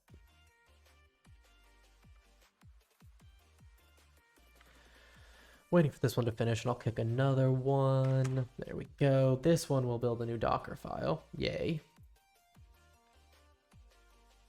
And with a new Docker file, we should get a new version of the crate FCN TLRS, and with that, hopefully we use setlock wait, which maybe is better, but I really am not confident in that. That's the only thing that's different in the Go code, though. They were using setlock wait. This could also error on something completely different now, because that's definitely a possibility.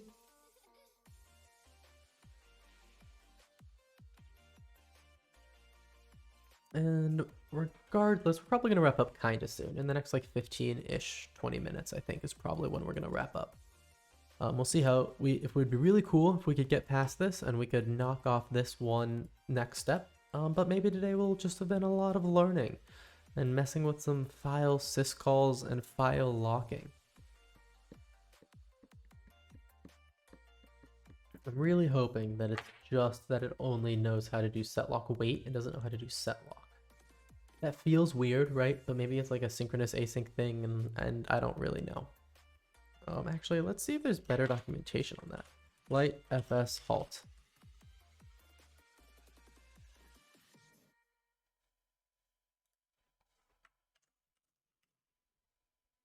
Implement halt and write forwarding. Yep, let's look at that pull request. That's actually way less helpful than I thought.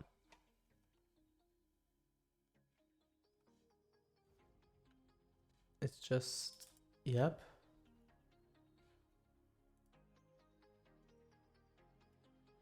Wait, set this. What's this? Is this different?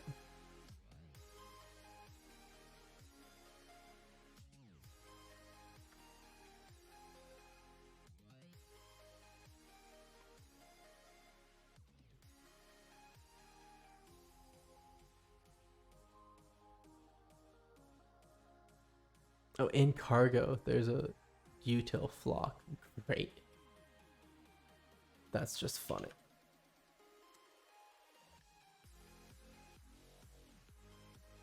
Okay, so maybe I need to try it. libc this. Maybe I need to try that instead.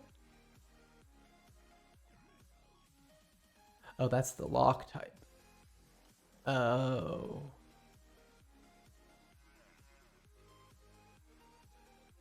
Wait. Non-blocking, you do the other one. Yeah, okay, so let's see what this... Oh, wait. Yeah, no, that's the command that we passed to this. Okay, so maybe this will do something different. Okay. They're deployed. So I should be able to go to slow.coreyja.com. Okay. Okay, that's working. The list endpoint in EWR is working, and let's do fast. I just don't need to wait 5 seconds. Ah, syscall returned unknown or unexpected value 38. So I don't know why this syscall is still returning 38. Oh, that's if it's Solaris. Oh, interesting.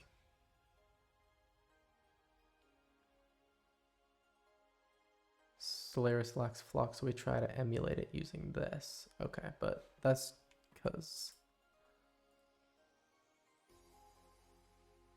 Moving to non-SQLite locks, which is just a halt log right now, to a separate lock file that exists for each database.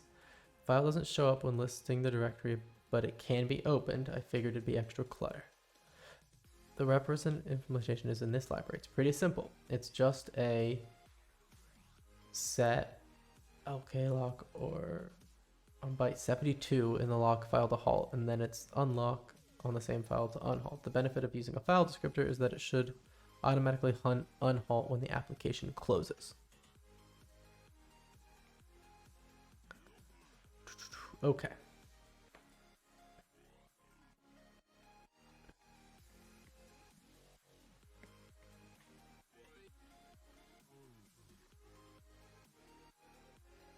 Oh, is there a flock? Oh no, I just found the cargo util flock again. Okay.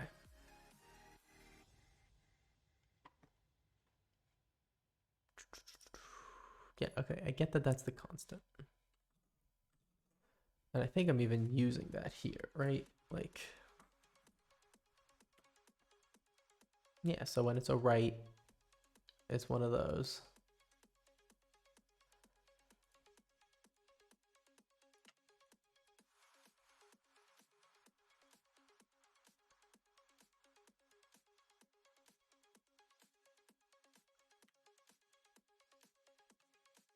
Just don't need it. Just don't need it. But none of this is helpful, right? This is just a little bit of removing clutter from this, but it's not useful.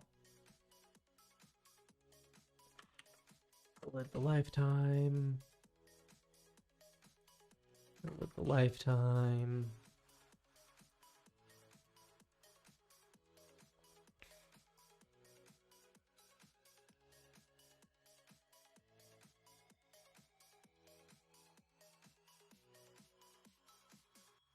Wait. No, that's just like numbers. That's fine. That's not exciting. Yeah, like it's fine that this is a different thing. Yeah.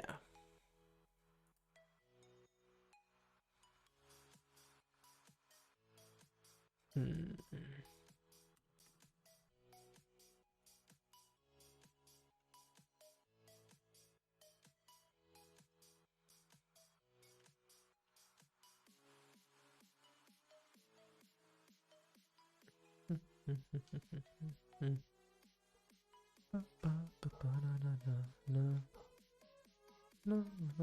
So we don't even need to match arg. This could just be a let.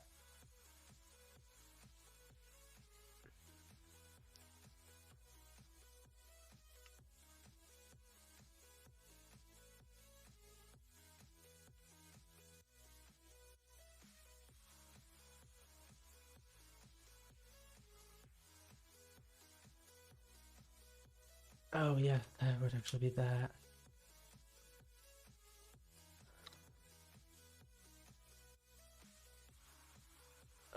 Expected enum found unit type. There we go. Yeah, because there's no match there. You can just pull it out. It is that. I could also probably just...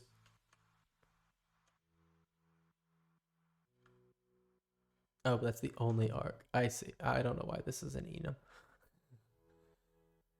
enum. Return value. Yeah, so if it was 0, then you do that, but else we grab the error number, we find the error number, and then we, return error number. So yeah, that's the error number. So we can't call libc fcntl.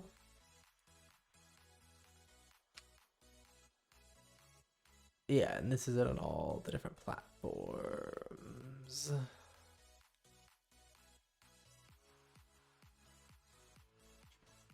But I don't know why I can't do this.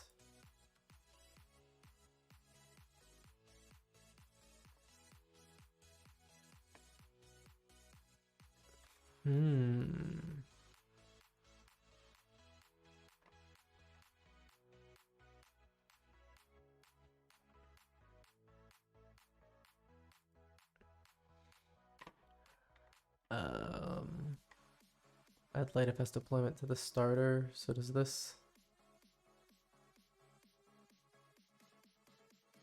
Oh, got it. But apparently it isn't good. Yeah, so that's just saying maybe don't use it. That's not.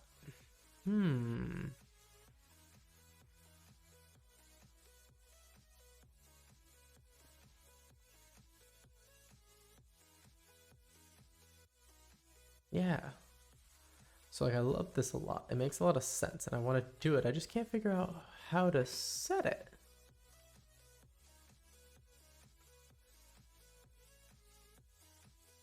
Okay, well, we might wrap up soon then, because I just don't even know what to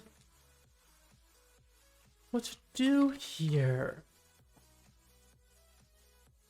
Like we do have the wrapper crate.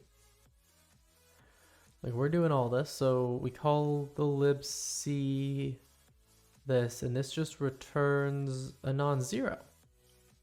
Wonder what it is though. So I just get rid of it, don't I?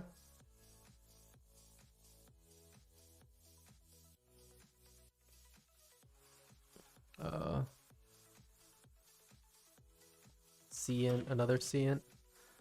Oh wait. Oh no, error number can take two things. Yeah, that's just how that works. Okay. Return value. I'm assuming that was a cint. It is. It returns a cint. Yeah, which just happens to be an I32 still. Okay. And then where's its display and all that? Oh, underscore then that. Underscore then that.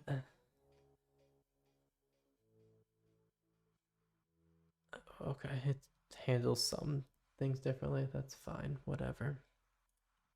Return value. Syscall returned RV.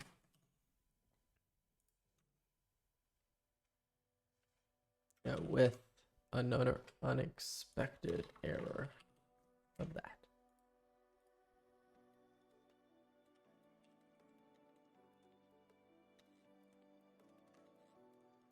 I was doing that in the wrong spot.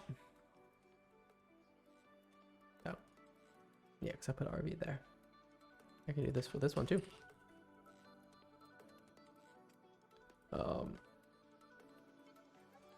But couldn't returned RV error, but could not retrieve error number. Yeah.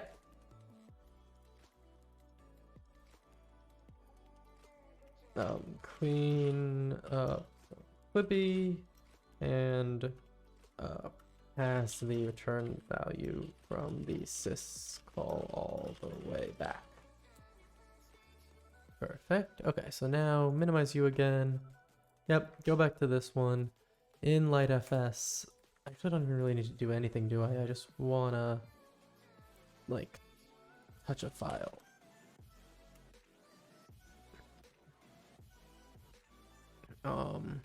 Right.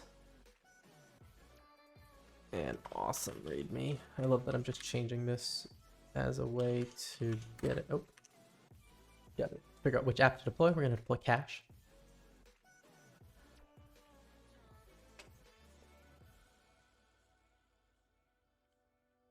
Well, and how about this? If you are following along at home or watching this video, please leave a comment down below if you know what I need to do to get out of this issue. If you are more familiar with file descriptors and locking in libc land, please let me know. I would love to figure out what I am doing wrong. We're going to give this one more shot and see if the return value I get is anything interesting. It seems like it's just probably going to be -1, but it might be something different. And I'm wondering if 38 is also something different. It does seem like that's the error number that's useful though, so I think I'm just going to get like -138. Let's find out. Let's not guess.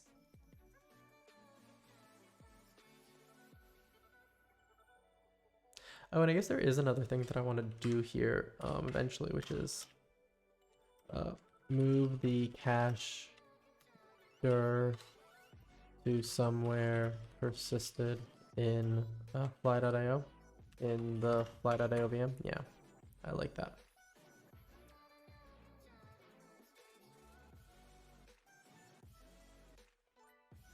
Let's see, I would really like if this one worked, but I don't really have a lot of faith that it's gonna.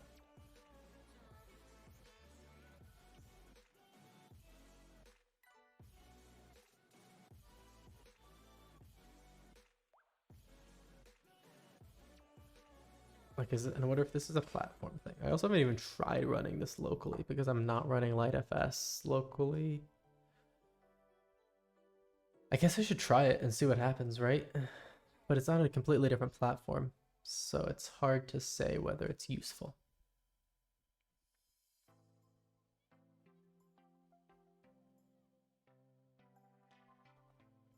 Yeah, libc was really just telling me it was an unsupported syscall, which is just so crazy for that to be the error message.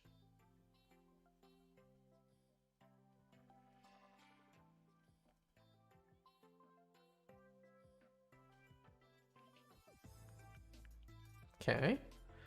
Waiting on our second machine to start. It doesn't tell me which region they're in, but that's okay. We'll wait for both of them. Awesome.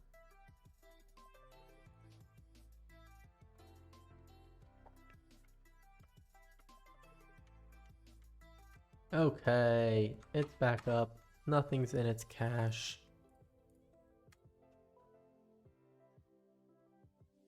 Oh, did I not push it? Because that would be frustrating.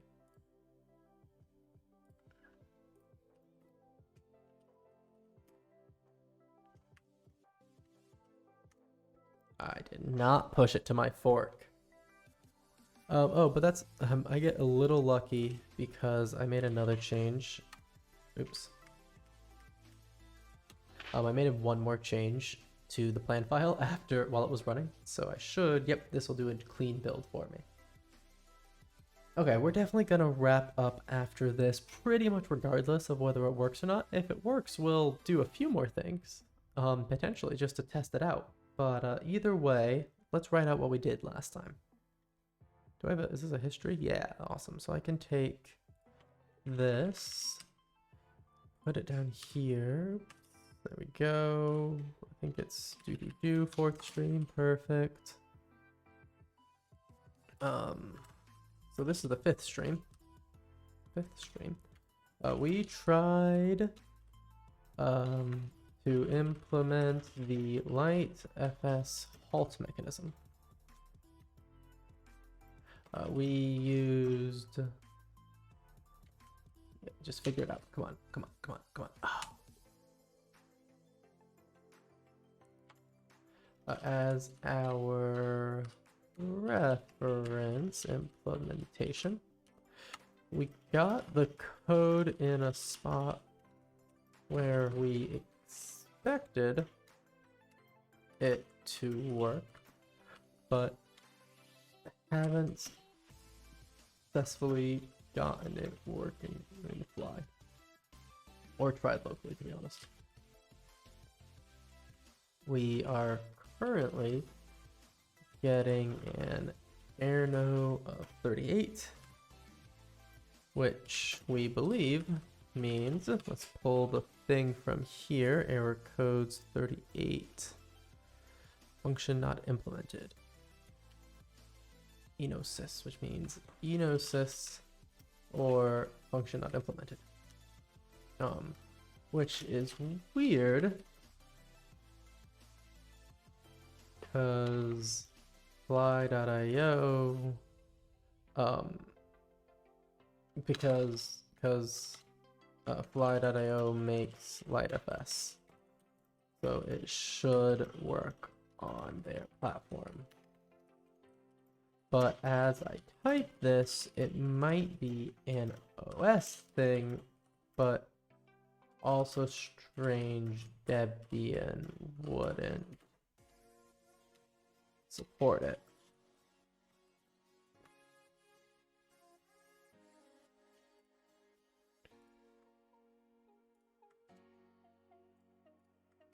One Mississippi. Syscall returned unknown or unexpected value 38, but I told you to do more things there. It was supposed to also tell me syscall returned something with unknown or unexpected error.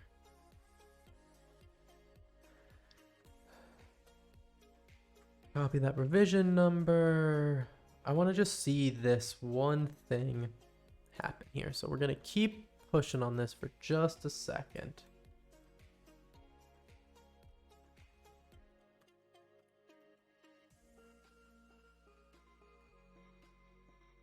You can't have that both bridge and rev, but that's okay. Let's just do rev. Yep. Okay. Deploy. We're using the specific revision that definitely has the new error logic. And this wasn't just like a... This is the only place I also see that here, right? Yeah, and now I don't see it at all because I split it up. Unknown or unexpected. Oh, wait. Oh, no. This is from somewhere else. Where is this coming from? This isn't in here at all. With unknown or unexpected error.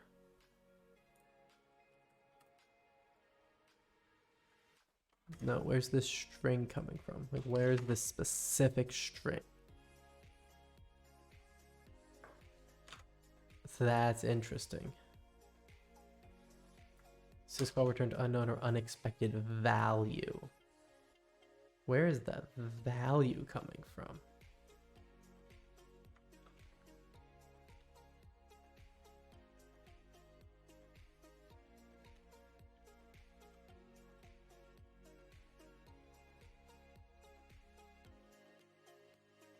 With unknown or unexpected error. And I didn't just change that, right? Like...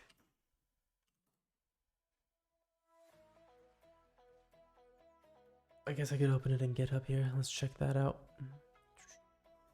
Too many things. Don't need this one.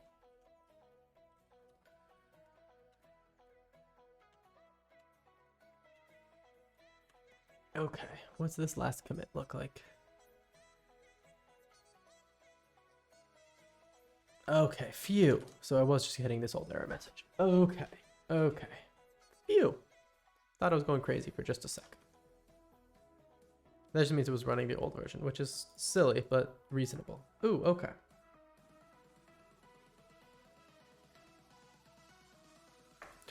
Oh, that was only on my platform that they were the same, where I didn't need those try-intos. Oh. Cool. Git revert most of this.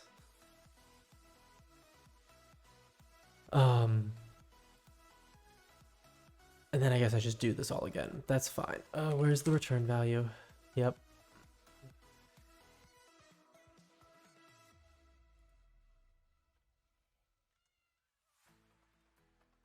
Yep. C underscore int. Yep, there's another C int there. So this is return value. Oh, it's just ignored. That's fine. Ignored. Ignored. Oh, that's not. There we go. Okay. And then down here, there's return value, and there's return value. Syscall returned RV. Syscall returned RV, but could not retrieve error number. Unexpected error. Yeah, let's do it that way. Okay. Only the return value stuff, not the clippy stuff. Okay.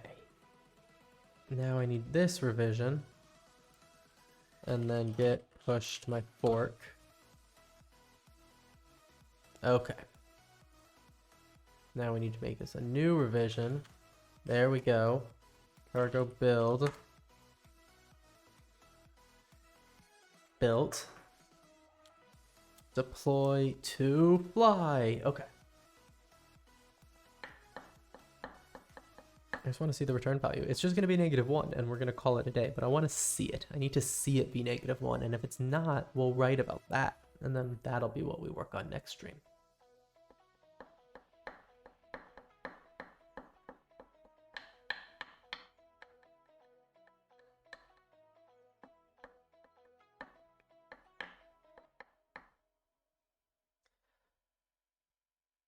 These builds are too slow when all we want to do is see one go off at the end of the day here.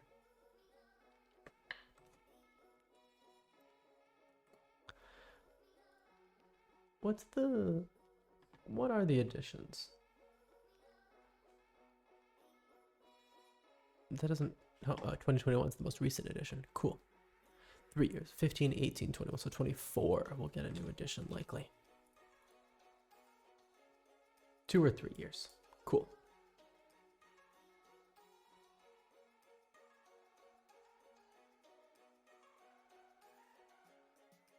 Cool. Nothing exciting with additions there. I just was curious when we were going to get a new one, if and I should be expecting a 2023 soon.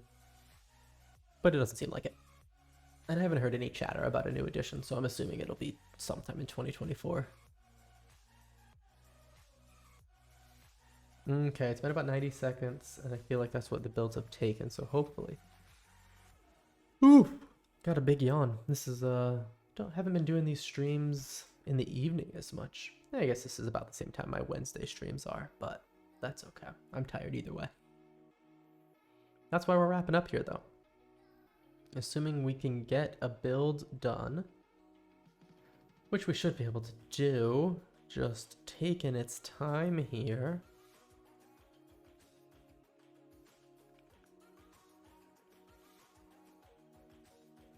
Okay, there we go. Watching the boxes come alive.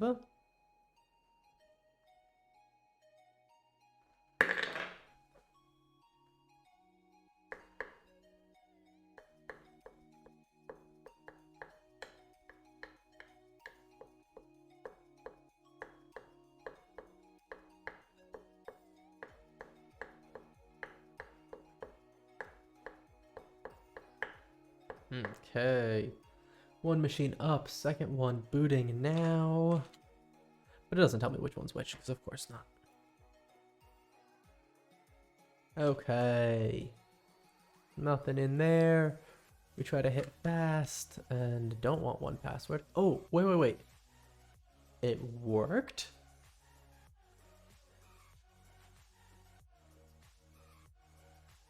So was I just... Oh, I hadn't changed stuff when I pushed before. Oh. Oh, is it working?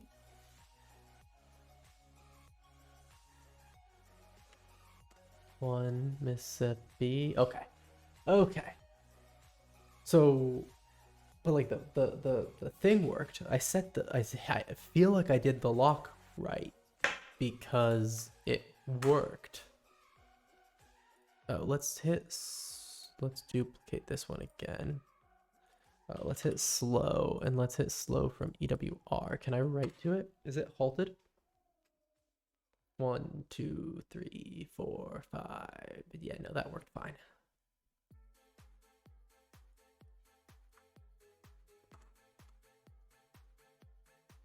I think I reached the bottom, so I think that worked. Okay, so we're pretty much back to where we started, except for the fact that this is implemented, so that's weird.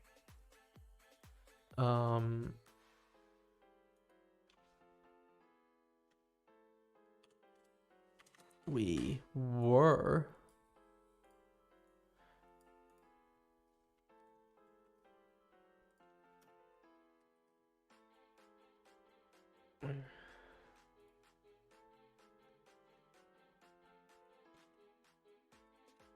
okay, that was interesting. We were getting this might have been fixed by changing the lock command to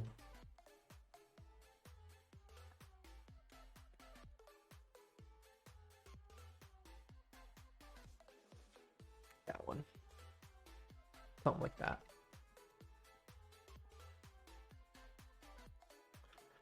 Instead of no. To like set to the let's just take the freaking code. It's not worth thinking about this and getting it wrong. The command setlock wait, yeah.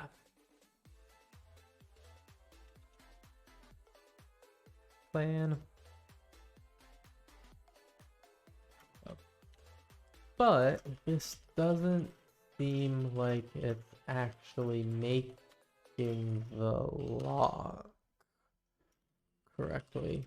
Or maybe LightFS isn't reading it correctly. We are still getting the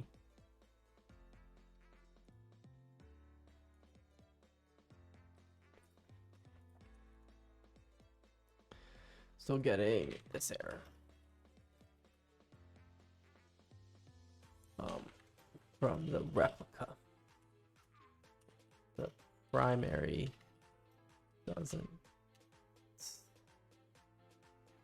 doesn't have this issue, since it doesn't need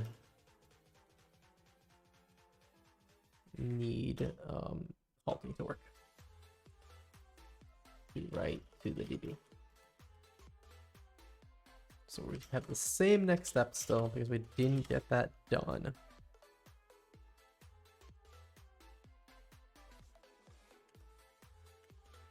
Update plan and latest revision of RS. Push it up just to do it. But we don't really know what's going on, but that is probably where we're gonna wrap up today.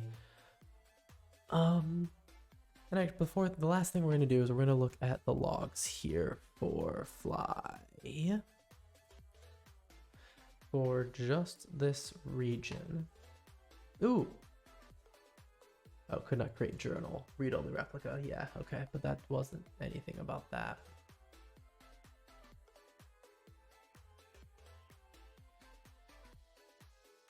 Initializing console. Yeah.